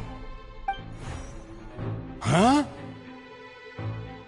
We've investigated your lair and we already know everything! After your lover, Vinier, was dissolved, you kept abducting young women to experiment on the hopes of bringing her back to you! You even created Marcel as a new identity and destroyed all records of your past as Vacher! So that's it. Even the villains in opera performances rarely go that far. And with that, Marcel's motive has now been established. This information regarding your past also dismantles your prior timing defense. Well, Marcel, do you know where you went wrong? You fixated your gaze on the lover that passed away, instead of paying attention to the living people around you. So, you never noticed how we changed, or how we grew as individuals. You also never understood Boss's real expectations for his daughter. Or our determination to see things through. Your determination? Mr. Marcel, please speak up now if you would like to defend yourself. Otherwise, the trial will move on to the next stage. Do you really think I wanted to do any of this? Pay attention to you? What for? Have you ever paid attention to me? Ever empathized with my pain? Ever known how it feels to watch the love of your life dissolve right in front of your eyes? No one helped me. No one even believed me. All those decades ago, even the officers from the Maison Gardiennage were laughing at me. They said there's no way a human being can turn into water. So I must have gone mad from grief. Vinier's death was brushed away by all of you as if it didn't matter at all. Well, now you know, don't you? Ha! Well, it's too late now. All those who were dissolved are gone forever. You only have yourselves to blame. You set up this ornate opera house in pursuit of your so-called justice, your beloved drama, while turning a blind eye to the suffering of the people. Vinier is dead. We promised each other that we would always be together. Wherever she goes, I will follow. But I'm not from this blasted place, so I can't be dissolved, no matter what I do. Hey, is that water from the primordial sea that he's drinking? I can't dissolve! Can't dissolve! Can't dissolve! Do you all see? I can't go! I can't follow! So if I can't go where she is, what choice do I have but to try to bring her back? I did all of that, and in the end, that accursed Callus still got the better of me. I spent my entire life living on pins and needles, only to get stabbed by his idiot daughter at the very end. The suspect is exhibiting signs of mental distress. Guards, please restrain him. Don't touch me! Don't anybody come near me! I still need to save Vignere. I promise. We made a promise. Vignere! Please, Vignere! Don't think badly of me. All I want to do is fulfill our promise. At this point, the verdict of this trial is clear. With Mr. Marcel's conviction, the charges against Mr. Tartaglia no longer have any basis. Fine by me. I was in a bad mood, but after a show like that, I'm actually feeling pretty good. Traveler, please submit all the evidence you have collected to the guards, so that I might review and summarize the truth behind the serial disappearances case. The man now known as Marcel was originally named Vacher and worked as an adventurer with his partner and lover Vignere. During an underwater expedition, Vignere accidentally came into contact with water from the primordial sea and was dissolved in front of Vacher as a result. Vacher learned of the primordial water's existence through the work of others and began to kidnap young women for research, with the goal of discovering a method to restore Vignere back to life. To cover his tracks, he invented the new alias of Marcel and began to operate a business in Poisson. During the course of his research, Vacher discovered that a diluted concoction of water from the primordial sea can induce feelings of euphoria, and began to manufacture and market synth. However, as he accumulated wealth to fund his continued research and expanded the scope, he came into conflict with Spina di Rosula. After exchanging blows with Spina di Rosula for many years, Vacher decided to assassinate their president Callus at a banquet. Although the assassination did not go as Vacher expected, he was able to turn Callus into the murder suspect by dissolving the assassin he sent to the scene.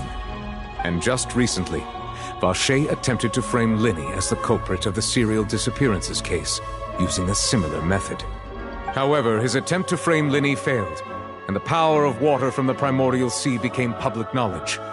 This case also exposed enough of Vacher's machinations that he was eventually successfully charged in court. Thus concludes the enigmatic history of the serial disappearances case, with the truth revealed to all. The Oratrice will now deliver the final verdict regarding the charges against Mr. Vacher.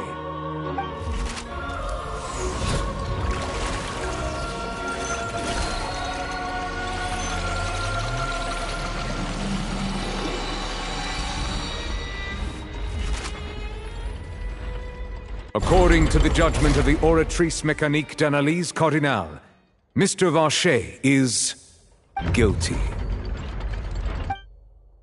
Guards! Take Vacher away. Good. It's what he deserves. With that, the serial disappearances case is over now. We really just witnessed history. Who would have thought the true culprit would be such a polite and well-spoken guy? Yippee!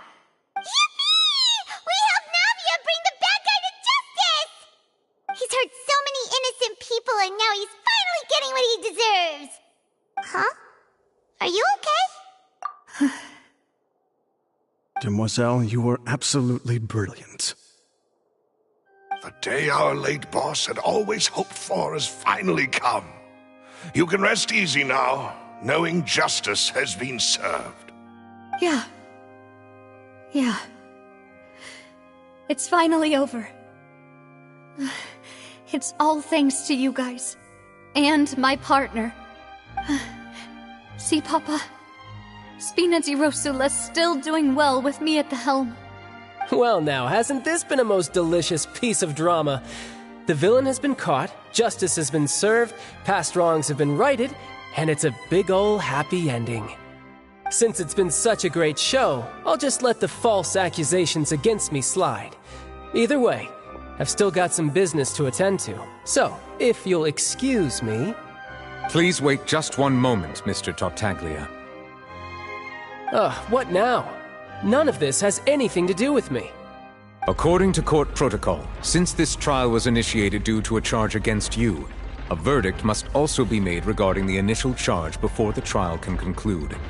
Oh, come on. Is this really necessary? Haven't you already caught the real criminal? Isn't it time for side characters like me to exit stage left? Please respect the laws of Fontaine. This has always been the rule. All right, but this sure is a lot of hassle. All I need to do is stand over there, right?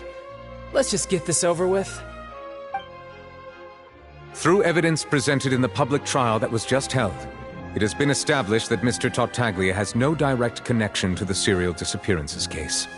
The guilty party has been identified, and thus it is logical to suppose Mr. Tartaglia is innocent of the charges.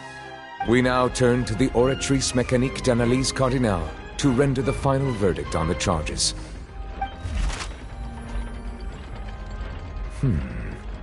According to the judgment of the Oratrice Mécanique d'Analyse Cardinale, Mr. Tartaglia is guilty. What? Hey! That's not funny! Didn't you just say I'm supposed to be innocent? What's with this verdict? Is your justice machine malfunctioning? Huh? This has never happened before. The Oratrice actually returned a different verdict from the Chief Justice. I mean, have you ever heard of an innocent Fatui Harbinger? Do you think the Oratrice might have just convicted him on general principle? But weren't the charges about the serial disappearances case? No matter what else he's guilty of, it shouldn't affect the verdict in this case, right? The judgment of the Oratrice Mécanique d'Analyse Cardinale is, by law, the final verdict of the court. We must accept the guilty verdict. Guards, please take the suspect into custody per court protocol.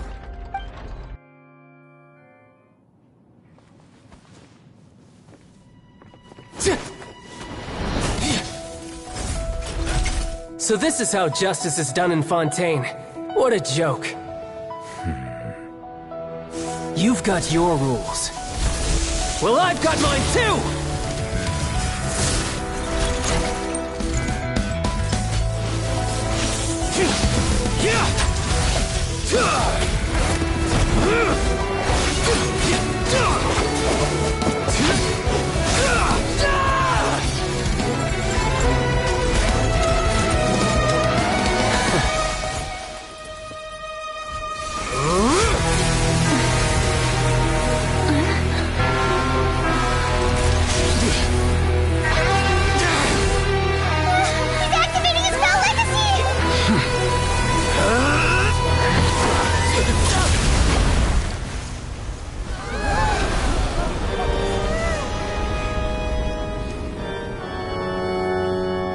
I am sorry.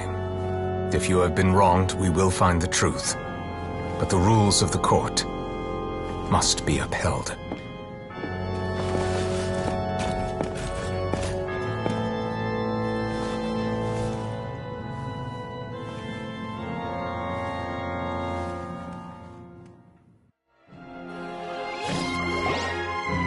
Hey, Monsieur Neuvillette, what's going on?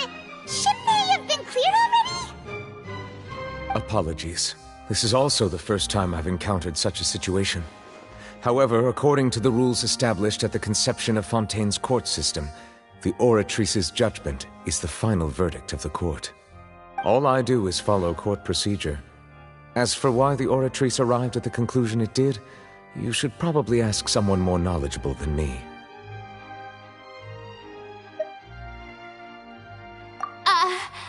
Why are you looking at me? I had nothing to do with it! I don't know what happened there either! Hey, stop staring at me! What does Lady Verena mean by that? She says she has no idea either? But that's impossible. Didn't she create the Oratrice herself? Yeah, so are the verdicts reliable or not? Can results like this really be called justice? My dearest citizens, did you really think we'd allow an incorrect verdict to be handed out in this court? Did you really believe that the judgment could be mistaken or be the result of some sort of random mishap? don't tell me. You thought even I had been blindsided by the Oratrice's result. But the way she looked just now, it was pretty obvious she had no idea what was going on. However, given the state of things, I shall give you an explanation. Everything that just took place, including my supposed shock and bafflement, was a part of an elaborate performance, with every action meant to stir up drama and excitement. And, of course, for every performance, there is a script. Everything has unfolded exactly as I expected from the very beginning. As the embodiment of the very concept of justice, the Oratrice shall never render an arbitrary judgment! If you thought Child had nothing to do with the serial disappearances case, it is only because you've been blinded by the superficial appearance of innocence. Everything he's done, not to mention the danger he poses, are beyond ordinary comprehension and completely unforgivable! All shall be revealed in time. You will come to understand my noble intentions, as well as the absolute correctness of the Oratrice's verdict.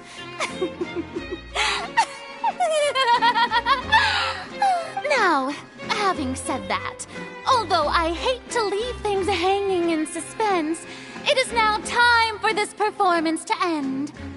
As the lead actress, I shall be the first to take my leave. Toodaloo! So she chose to make her escape after all, did she? So you're saying we shouldn't put much stock into what she just said? She probably just put on that performance to save face. As for the truth, it's unlikely that she actually has any idea. However, please be assured that I will continue to investigate this case in a personal capacity. Just as I promised, if the judgment has been incorrect, we will do our utmost to clear his name. All right. Even though we feel pretty badly for him, we'll take your word for it for now. After all, he's done plenty of bad stuff, so he should have known he'd go to prison someday, right?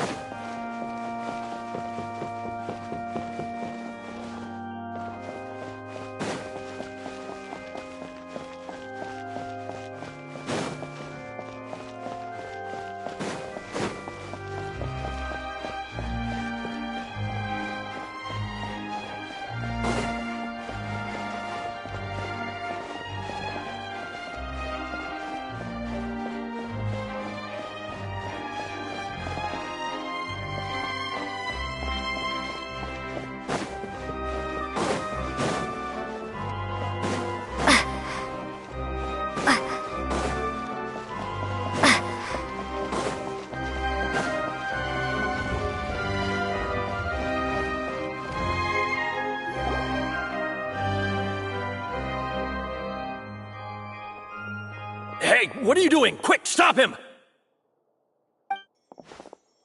Traveler! Hey! Traveler! Marcel! What are you doing over here? Stop resisting arrest! Cease, or we'll add another charge to the list! No, wait! I just want to ask the Traveler something. I'm not looking to run away. Please, just let me ask this one small thing. Go on. Thank you. I was being led away when I finally realized something. Where did you first hear the name Vacher? I erased all records of that name. So, unless... Are you still trying to prove your innocence? Give it up. You've already been convicted. Really? You did? You're sure? You met her? But how could that be? How did you manage to do it? The Fountain of Lucine? Then she's been so close to me all along. And I just never...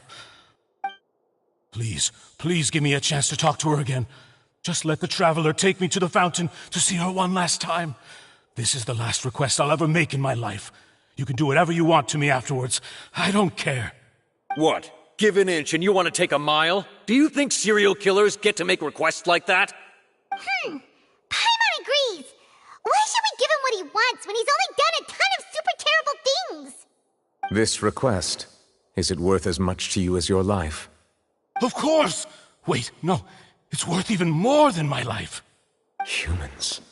Will they betray the instinct to live just to satisfy spiritual needs? Very well. I will grant your request. Your Honor, I fear that... I will go with him. You do not need to worry about any escape. In that case, I shall leave him in your most capable hands, Chief Justice. Thank you. Thank you, Your Honor.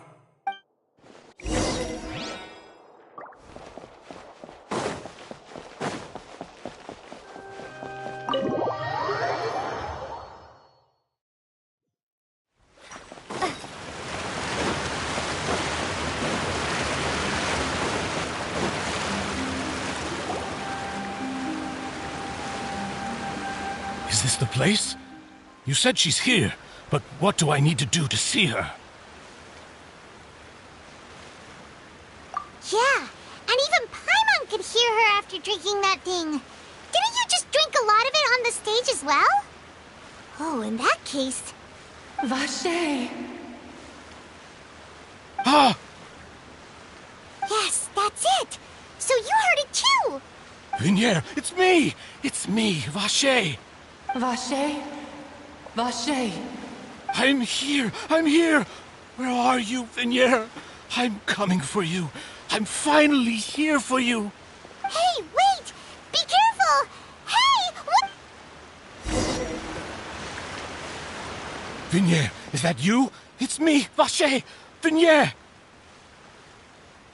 Vache? Why did you come? Didn't I say? You don't need to look for me. You look a lot older than I remember. How long has it been? It's been more than 20 years. I've suffered for over 20 years since the day you left. All this time, only the thought of bringing you back has kept me alive. Nothing else mattered to me. I must be dreaming. Who would have thought I'd get the chance to tell you all of my feelings like this? Vinier, you are my everything. I really don't know how I could live without you. But Vache, if you ask me, this world would be better off without you. What are you saying?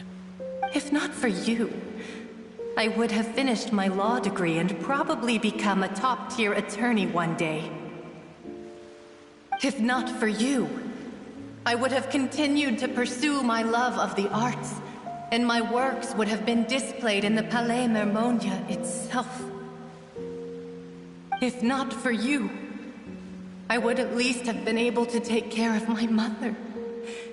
And she would not have grown old and died alone, with nothing but the tears on her cheeks.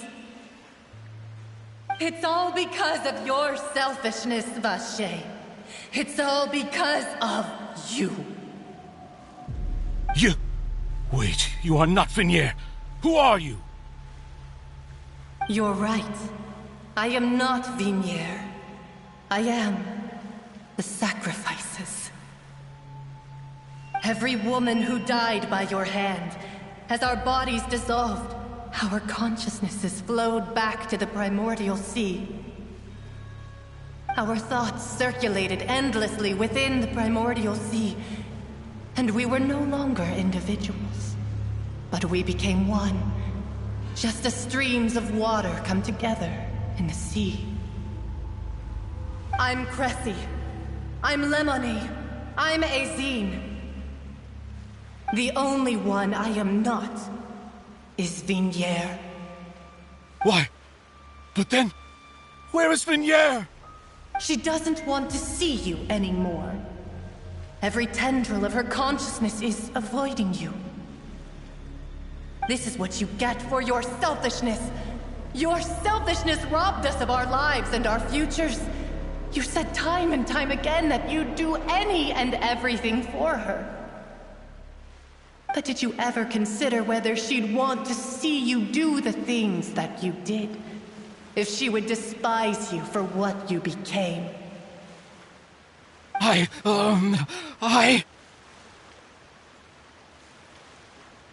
You are a liar, a heartless murderer, and a cowardly narcissist. The only thing you are not is Vigniere's beloved. From the moment your first victim died and her consciousness merged with Vigniere's, she has had nothing but pure hatred for you.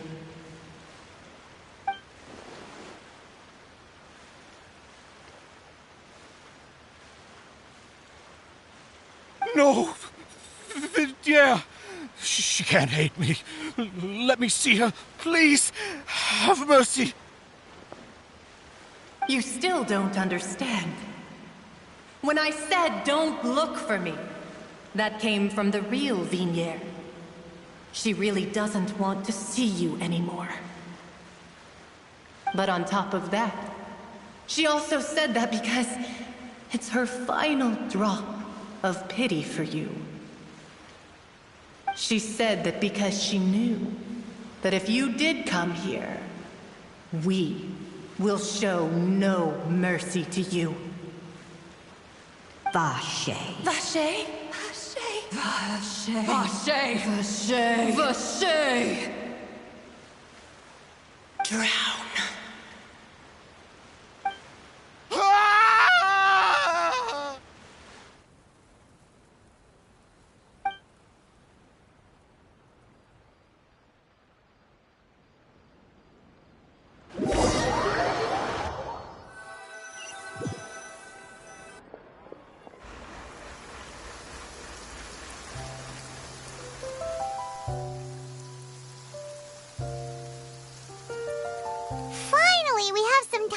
Shopping!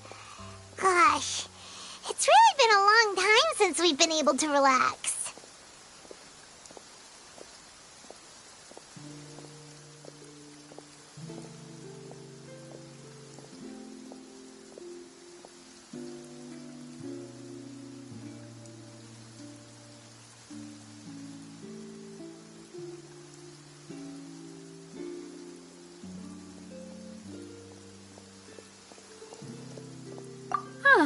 Well met, partner. I knew something great was going to happen when I woke up in such a good mood today. Even this weather can't put a damper on the demoiselle's mood. It's a pleasure to see you both again. Oh, hey, Navia! It's been a few days. Paimon's already started to miss you. Oh, now that I believe. I'm easy to work with and always bring home the bacon. Who wouldn't treasure having a partner like me? Sounds like you're really enjoying life these days, Navia. What have you been busy with since the trial? It's just been one thing after the other. I've been making non-stop trips between Poisson and the court since then. Everyone from Spina di Rosula organized a memorial for my father. We never held a memorial when he first died, since everyone knew that even if we held one back then, no one was going to come. This time, though, everyone in Poisson, and even many people from the court, all attended. So his name's definitely been cleared now. That's what we like to hear. It's been the dearest wish of Demoiselle all along. That blasted stubborn fool. I was right to put my faith in him. Oh, by the way, I ran into Charlotte just after I left the memorial service. Well, maybe it'd be more accurate to say I knew she would be there, and there was no way she'd just let me go. Huh? So you know Charlotte too? The Charlotte? Journalist from the Steambird? Yeah, way back when I first became the president of the Spina di Rosula, she was all over me. Wouldn't take no for an answer. I believe the story was called The True Heart of Darkness, Secret Tales of the Yellow Rose. To be fair, though, it was a really flattering feature. So, we've been on pretty good terms ever since. She was trying to lean on our friendship to get me to do an exclusive piece on the serial disappearances case. Oh yeah, she told us about that. She's always been super interested in that case, so now her wish has finally come true too. Anyway, I told her to make sure that when she writes about you guys entering the opera house with the critical evidence, that you both sound really cool. Now that's another thing to look forward to. We trust Charlotte's skills with the pen for sure. Oh, and in other news, I also took Clorinde out for a meal. Oh, are you two on better terms now? While you were investigating Vaché's headquarters, Clorinde gave testimony on my father's behalf. It was thanks to her that we were able to turn the tide. I wanted to thank her. I mean, there's also no point in being awkward all the time, so we took the chance to reconcile with each other. Oh, that's great. Paimon also thought Clorinde wasn't actually a bad person. It's always good to have more friends. Anyway, now that the case has finally been solved, perhaps it will slowly begin to fade from the public consciousness. Oh, actually, there's still one last thing I need to do. What is it? I should pay a visit to my father's grave and tell him the truth of what happened, as well as how it all ended. And on top of that, just how much people still look up to him to this day. That includes me, too. Miss Navia. Indeed.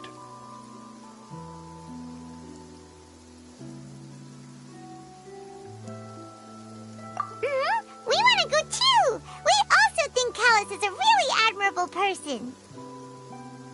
Sure thing. I'd like you two to share the moment with me. After all, without you, there might not have been such a positive ending. And in that case, everyone, let's be off. Considering the recent weather, we'll be lucky if we can reach Poisson before dark. Yeah, you're right. It's been raining non-stop for a few days now.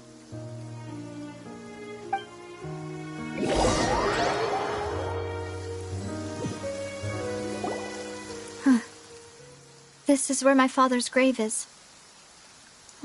To be perfectly honest, even I haven't been back here for a long time. Huh? There's someone there already. Wait. That figure. It can't be... Isn't that Neuvillette? Why would the Chief Justice be here? Huh? Navia?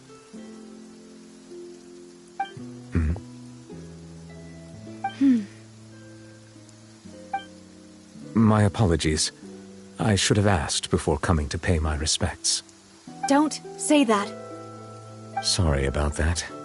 Oh, I was trying to say there's no need for you to apologize.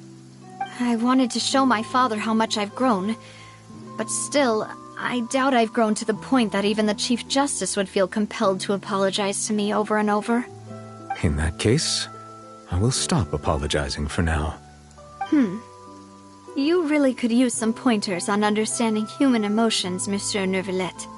In any case, why did you come to Poisson? Well, ever since that day, I've been turning a question over and over in my head. Just what is justice, anyway? There was once a time when I didn't want to believe that there could be anything more important to humans than life itself. Oh, rather than that, it's probably more truthful to say I didn't believe humans were capable of resisting the most basic instinct of living things. That they could rebel against their own nature, or consider certain things to be more important than their own lives. Which is also why I didn't stop your father from beginning that fateful duel. I believed that a truly innocent man would never throw away his life like that. That there was nothing, should have been nothing more important than one's own continued survival. But Mr. Calus proved me utterly and decisively wrong. If not for his sacrifice, the serial disappearances case would have remained unsolved to this day. Mr. Calus made the choice he did for his daughter, for his associates, and for many people completely unrelated to him. And in the end, From a certain perspective, one could say that he did it all for the sake of justice. A justice that's higher than life itself. So, you asked me why I came here. I just wanted to say my apologies to Mr. Callis in person. I should have noticed all of this much sooner. This regret has filled me with a sadness that has haunted me for days. That high and mighty chair in the Opera Epiclese indeed insulates one from many important things. Spina di Rosula, thank you so much for your hard work and perseverance. I'm sorry for being mad at you before. So, you're actually one of those types that's cold on the outside, but pretty thoughtful on the inside, huh? That reminds me of Silver, one of my guys. Sorry about that. Self-expression is not one of my strong suits. Didn't I just say you don't need to apologize? Ah, so Navia and Neuvillette seem to have made their peace as well. Let's not disturb them for now. We can wait till after they're done.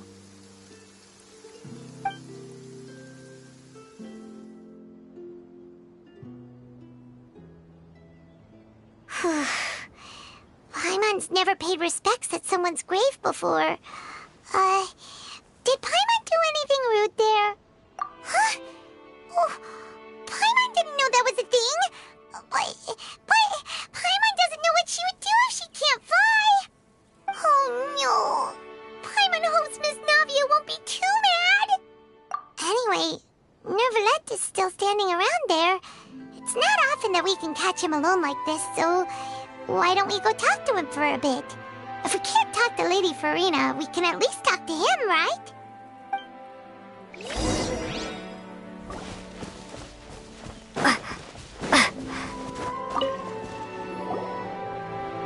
Oh, it's you two. Did Miss Navia invite you to come pay your respects to her father? Mm-hmm. We ran into Navia on the streets today, so we just followed her here. I see. Then is there something that I can help you with? Well, it's pretty hard to run into you like this, since you're usually super busy. So we figured we could try to ask you a few questions, if that's okay. Please feel free. Though outsiders, you helped us solve one of the greatest mysteries in Fontaine, and it would be my pleasure to return the favor. So, at court, the bad guys referred to that special water as water from the Primordial Sea, but what is it really? Truthfully, that name is already quite accurate. I can only surmise that Vacher and his ilk only learned of its nature and existence after extensive research. There used to be a special sea on the surface of this planet. The nature of its seawater was rather different from that of the sea we know today. Most of Teyvat's life forms were first born in that special sea. You could say it nurtured much of the life on this planet. Huh. So it really was where everything began. It makes sense to call it primordial then. But today, the primordial sea no longer exists on the planet's surface. What Vacher discovered must have been some kind of special case, or a remnant from a truly ancient age. Huh. So that's how it is. Oh, you really know everything, Monsieur Neuvillette. But if that's the case, then why would people, at least people from Fontaine, dissolve in that kind of water? Indeed. Why would the primordial sea, which was known to engender and nurture life, suddenly reverse itself and devour life instead? To be frank, that also doesn't match my understanding of this world and its laws. There must still be some unknown secrets around the people of this land. Is there anything else you'd like to ask me about?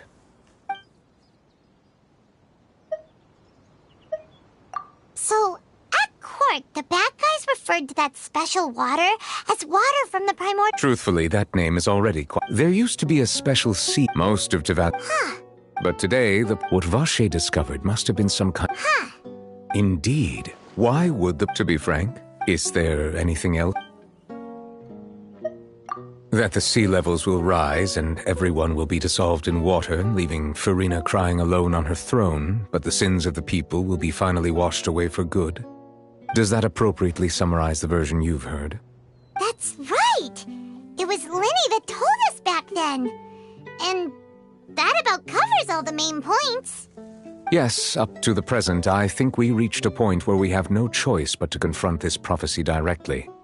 Rumors have it that this prophecy is rooted in the last words the former Hydro Archon left to the world before she passed away. A prophecy? Of the former Hydro Archon? Wow. This is the first time that we've ever heard of it. 2 parts of the prophecy have already proven correct.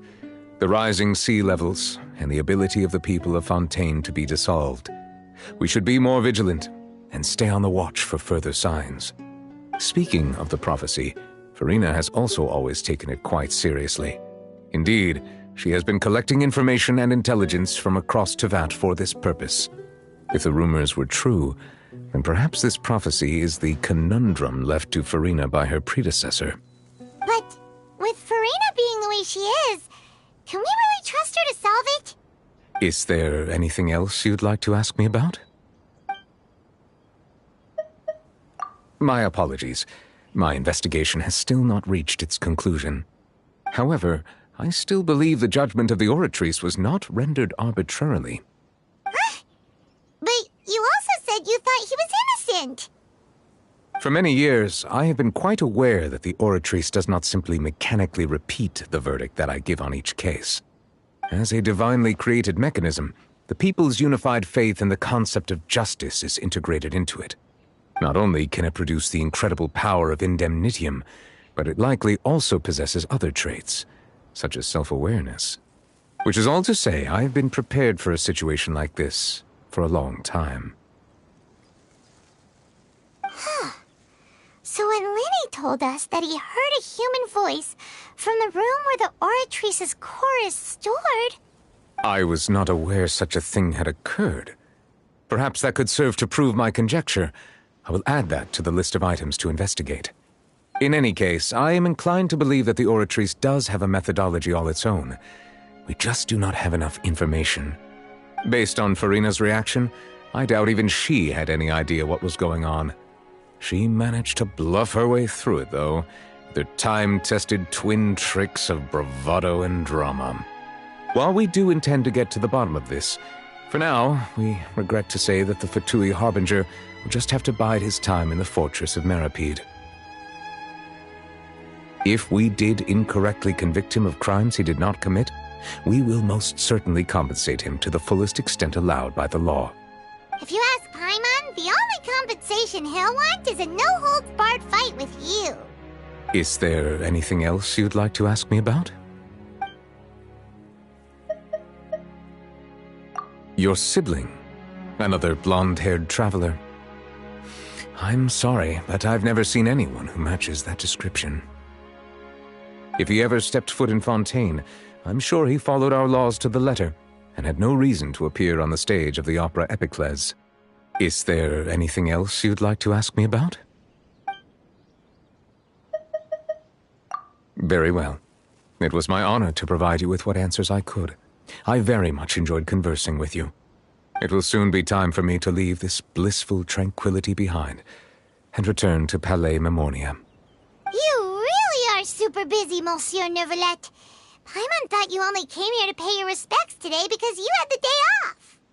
Crime and villainy do not have the day off, and so justice must work around the clock as well. This is merely the nature of a justice's work. All right. You've got a point. Huh? Paimon just noticed that the rain has stopped.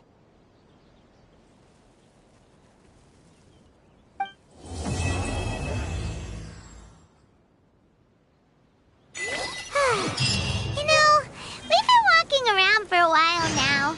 Why don't we go back to the Spina di Rosula base in the court of Fontaine and have a rest? Navia gets...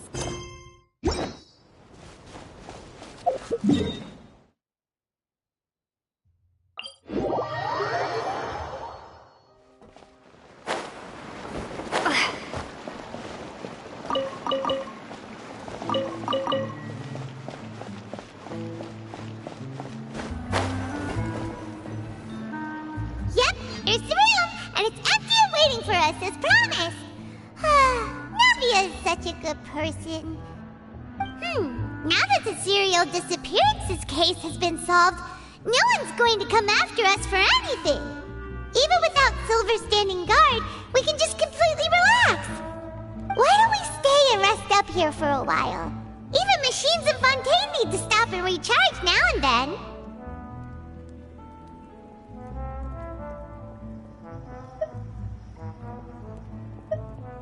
Oh, come on! This place isn't that bad.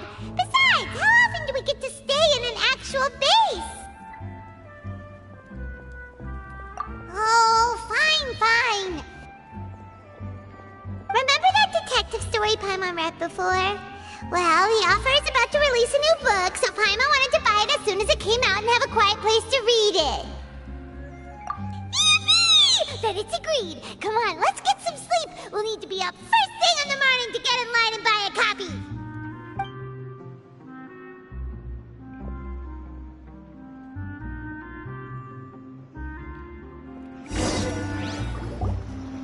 Paimon didn't expect that style at all. Even though it's a detective novel, it's also like a social documentary. Whew. It's actually pretty good. No! Paimon just spends a bit more time sleeping than you, that's all. Excuse me, but do you know if the Traveler and Paimon are lodging here? Huh? Who are you? Paimon doesn't recall seeing you before. Wait, you're not here to give us trouble, are you? A blonde traveler and a chatty little fairy. Whew, looks like I found the place. Good thing I asked the Spina di Rosula. Seems they sent me the right way. Hey, what do you mean by chatty? Paimon's always careful not to talk too much. Most of the time, anyway. It's an honor to meet you both. I was sent from the Palais Mermonia. Monsieur Neuvillette wishes to see you. It seems he has something important to discuss in person. Neuvillette? He wants to see us again already? Huh. We talked so much the last time we met. Has something happened since then? I am not privy to the details. It would be best if you came to the Palais Mermonia and asked Monsieur Neuvillette in person. If you say so, but Paimon has a bad feeling about this. Now that I've delivered the message, I'll take my leave. Thanks! We haven't left the room for a few days, so we'll head over once we've freshened up a bit.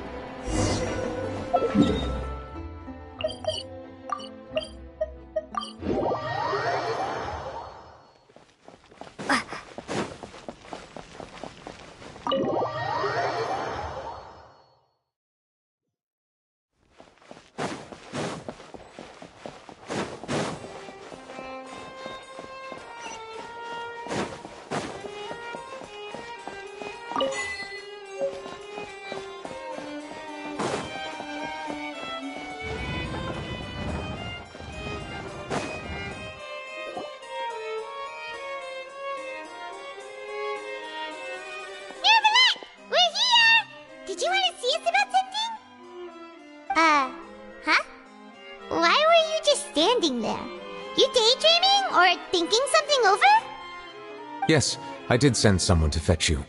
But as for what I'd like to discuss next, well, I still have some reservations. Given that we've already made the trip here, you should just tell us.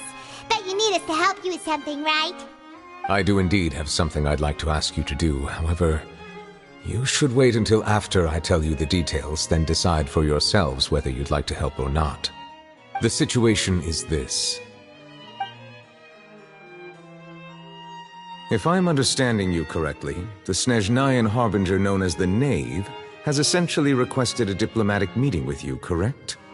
I heard that she was originally from Fontaine, but for her to suddenly arrive here and abruptly request such a meeting like this, I sincerely advise you to refuse her invitation outright.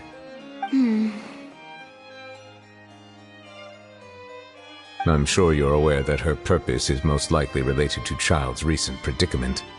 We convicted one of the Snezhnayan Harbingers in a court of law, but we have yet to provide any form of detailed report on the matter. This does indeed provide an opportunity for Snezhnaya to put pressure on us. I believe we should adopt an evasive stance until we can provide a proper explanation and have a preliminary plan on how to deal with the matter. No, we shouldn't.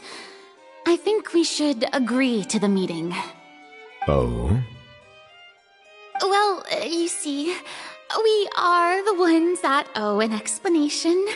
If we keep putting off the meeting, it could easily result in the problem escalating, right?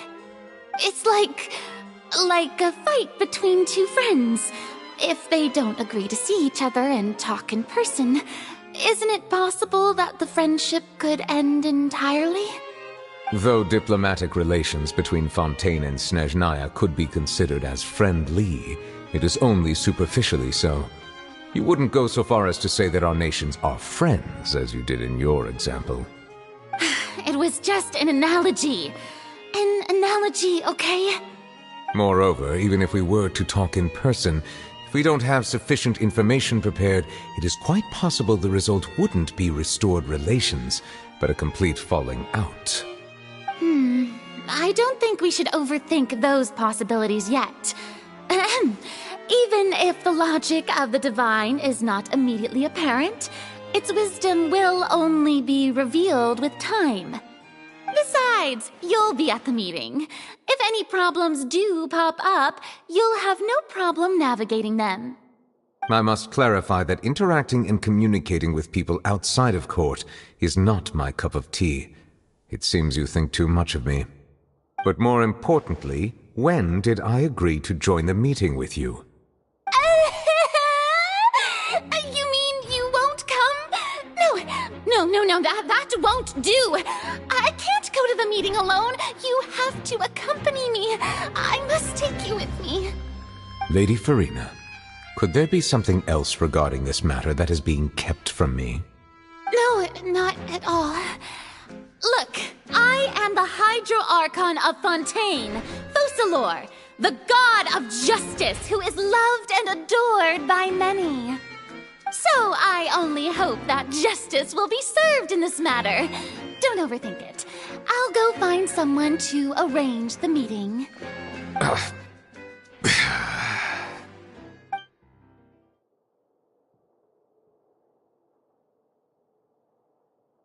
Though it could officially be considered a diplomatic conference, I prefer to see our meeting today as an ordinary tea party. I assume you see it the same way, Miss Furina?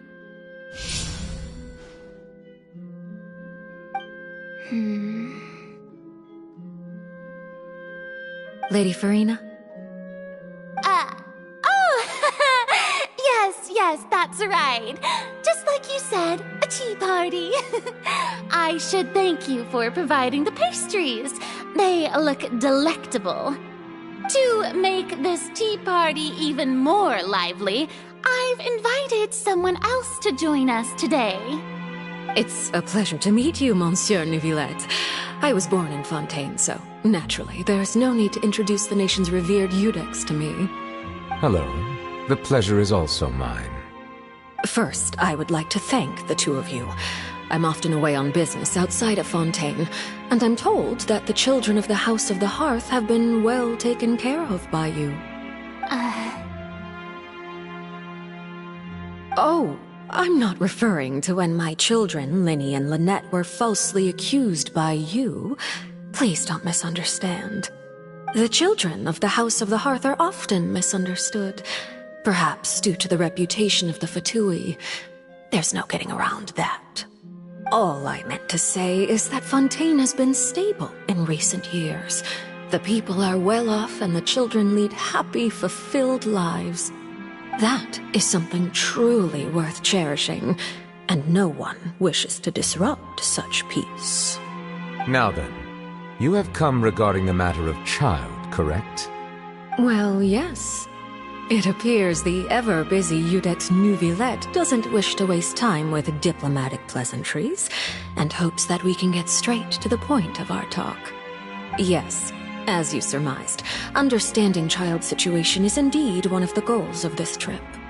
As we are both diplomats from Snezhnaya, as well as Fatui Harbingers, Child and I have always been colleagues.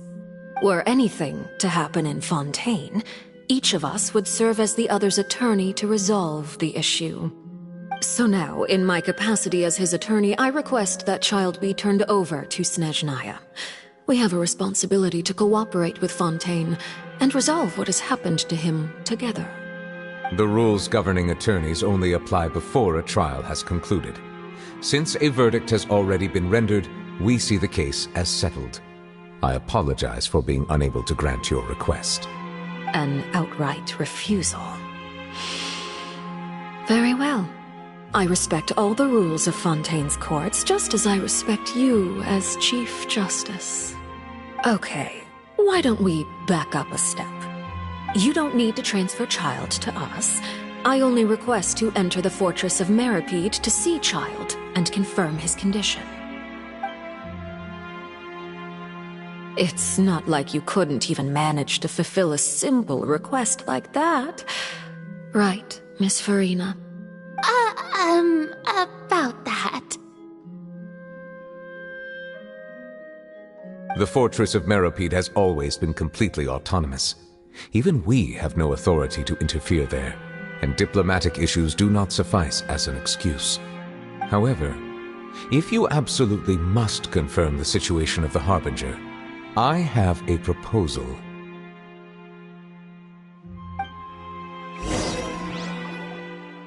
The knave showed up already? Well, Lyney did say that Father will be returning soon.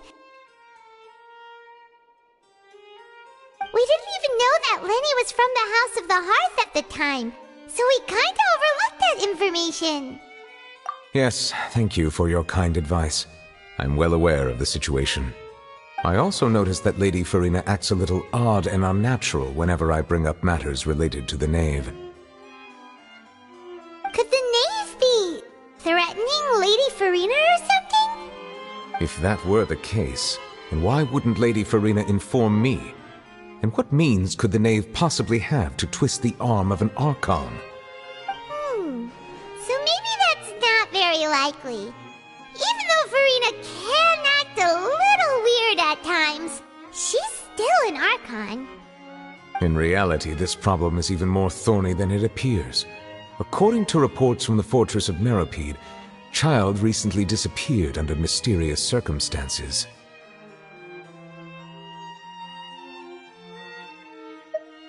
The details are still unclear. We cannot rule out an escape, but there have also been no reports of him outside of the Fortress of Meripede.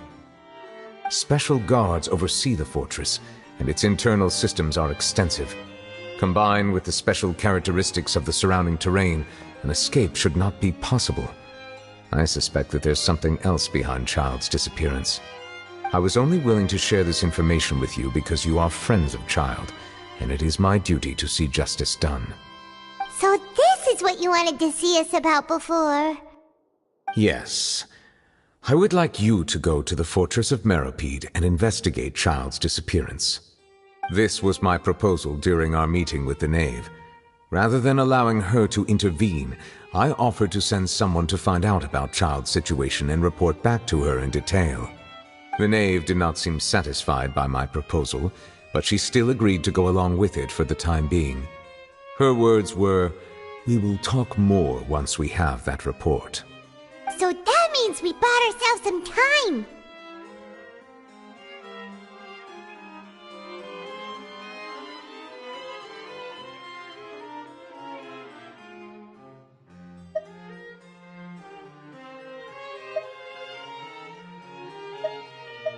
Firstly, you're already acquainted with Child.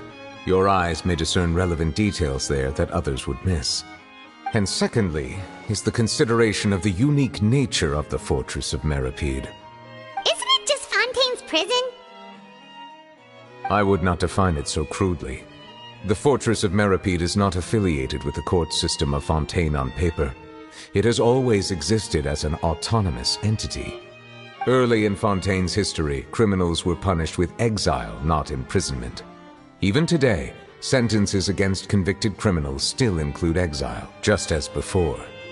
The Fortress of Meripede may seem like a prison, but it should in fact be regarded as a gathering place for exiles. All we do is dispatch guards to keep watch and help maintain security, but we have no right to get involved with any other matters. Although I do have a personal relationship with the administrator there, neither myself nor the courts have the right to be directly involved with the investigation, no matter how serious the grounds. Oh, Paimon gets it now. That's why you need us to conduct our own investigation as a third party, right? Correct. I will arrange false charges against you so that you may secretly investigate inside the fortress during your detention. This will save us a lot of unnecessary trouble.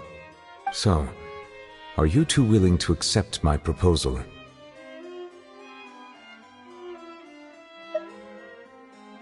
Yeah, no matter how you look at it, it seems we're the best choice. Alright, we hereby accept this difficult task. Reluctantly.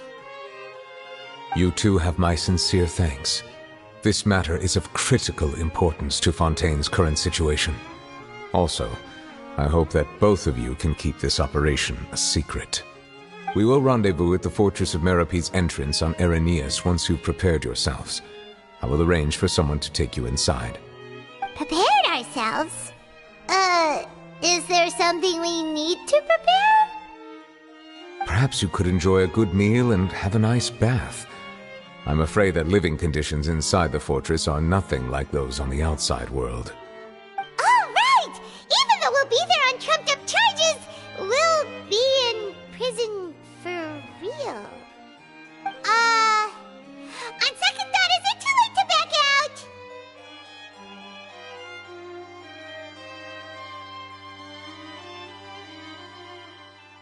Please do not worry. Since you are sacrificing both your time and quality of life for the sake of delivering this report, you will be compensated according to the highest standards permitted to legal staff, regardless of the outcome. Now that's more like it! Come on, traveler, let's go eat the best meal we can find! We'll eat so much that we won't need to eat another meal for a whole month! You're a treat. Are you leaving now? In that case, please take this cake as a token of my personal gratitude.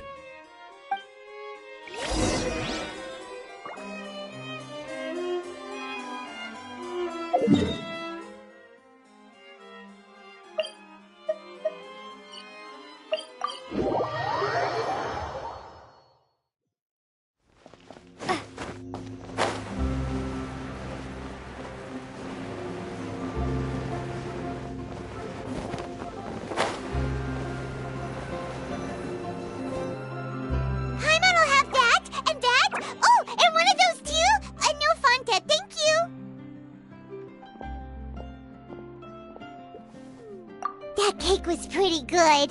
But as soon as Paimon remembered that we were about to go to prison, Paimon's stomach suddenly became completely empty. Now that Paimon thinks about it, we've always been super careful ever since we arrived in Fontaine. Just to avoid breaking any strange laws here. But here we are, about to willingly send ourselves off to the Fortress of Meripede. Maybe this is what they call fate. Let's just try our best to investigate everything quickly once we get there. Paimon doesn't want to stay in prison too long.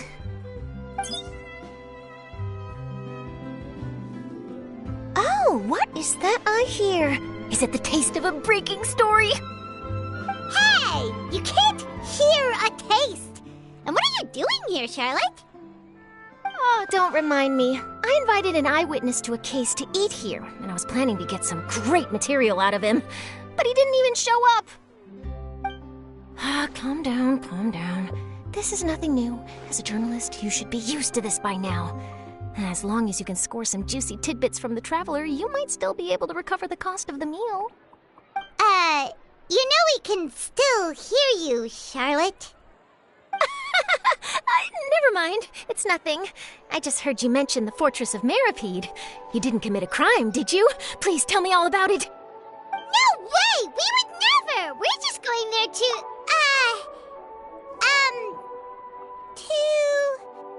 Oh no, Paimon almost forgot that Neuvillette told us to keep it a secret!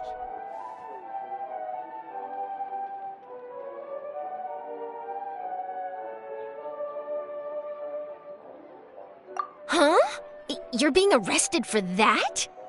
Oh, but now that I think about it, I suppose that's not completely unreasonable.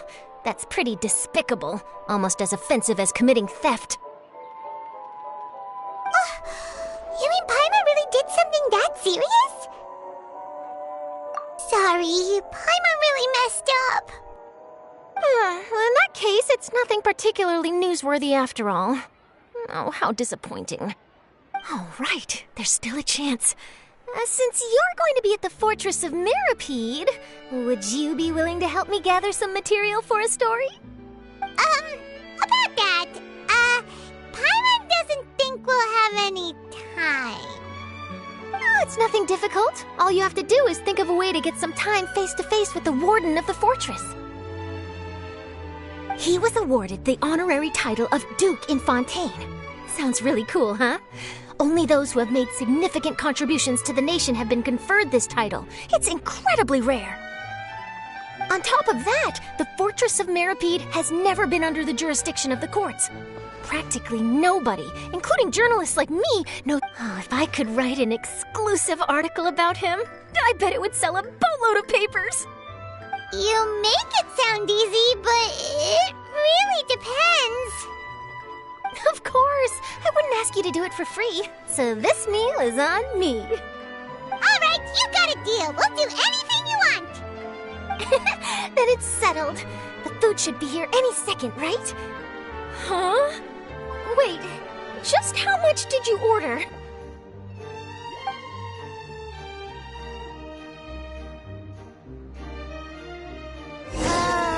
Paimon's so full.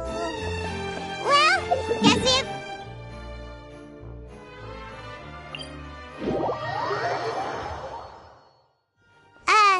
wait.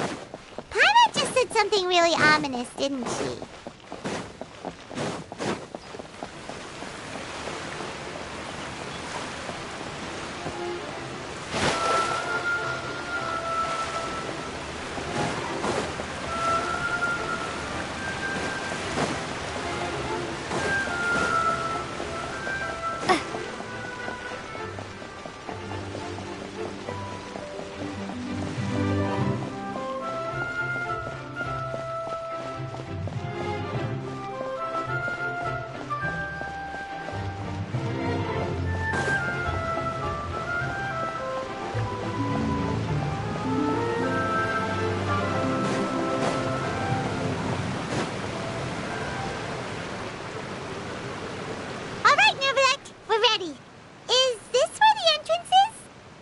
You have come, just as promised.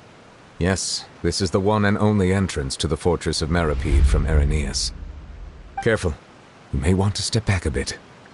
Whoa! So you have to go down from here? Is the prison underwater? Utilizing both the barrier of the water as well as the fear humans have of the depths, the Fortress of Meropide is naturally the perfect place to confine and guard criminals. But do not worry. It is not nearly as frightening inside as you may think. You will see for yourselves once you are down there. Paimon hopes you're right. Don't know about you, but just thinking about being at the bottom of the sea like that gives Paimon the heebie-jeebies. Oh, and there's one more thing. I mentioned that I have had personal dealings with the administrator of the fortress, Wriothesley. He's a very shrewd fellow. Yeah, we heard about him too. He's that Duke, right? Correct. He is the highest-ranking manager of the underwater prison. Even though you are going there to investigate at my behest, it would behoove you to avoid any confrontation with him or any of his subordinates. The Duke rarely ever leaves the Fortress of Meropide, but that does not mean he is not privy to all that is happening inside and outside the fortress. All right, it's about all the time that we have to talk privately. I'm counting on you two. Don't worry, we won't let you down. Good. Madeline! I'm here, Monsieur Nervalet. These two are the newest convicts, I presume? Don't worry, they won't escape on my watch. Like we would try. Please follow me, you two. I'll process your paperwork for entering the Fortress of Meropide.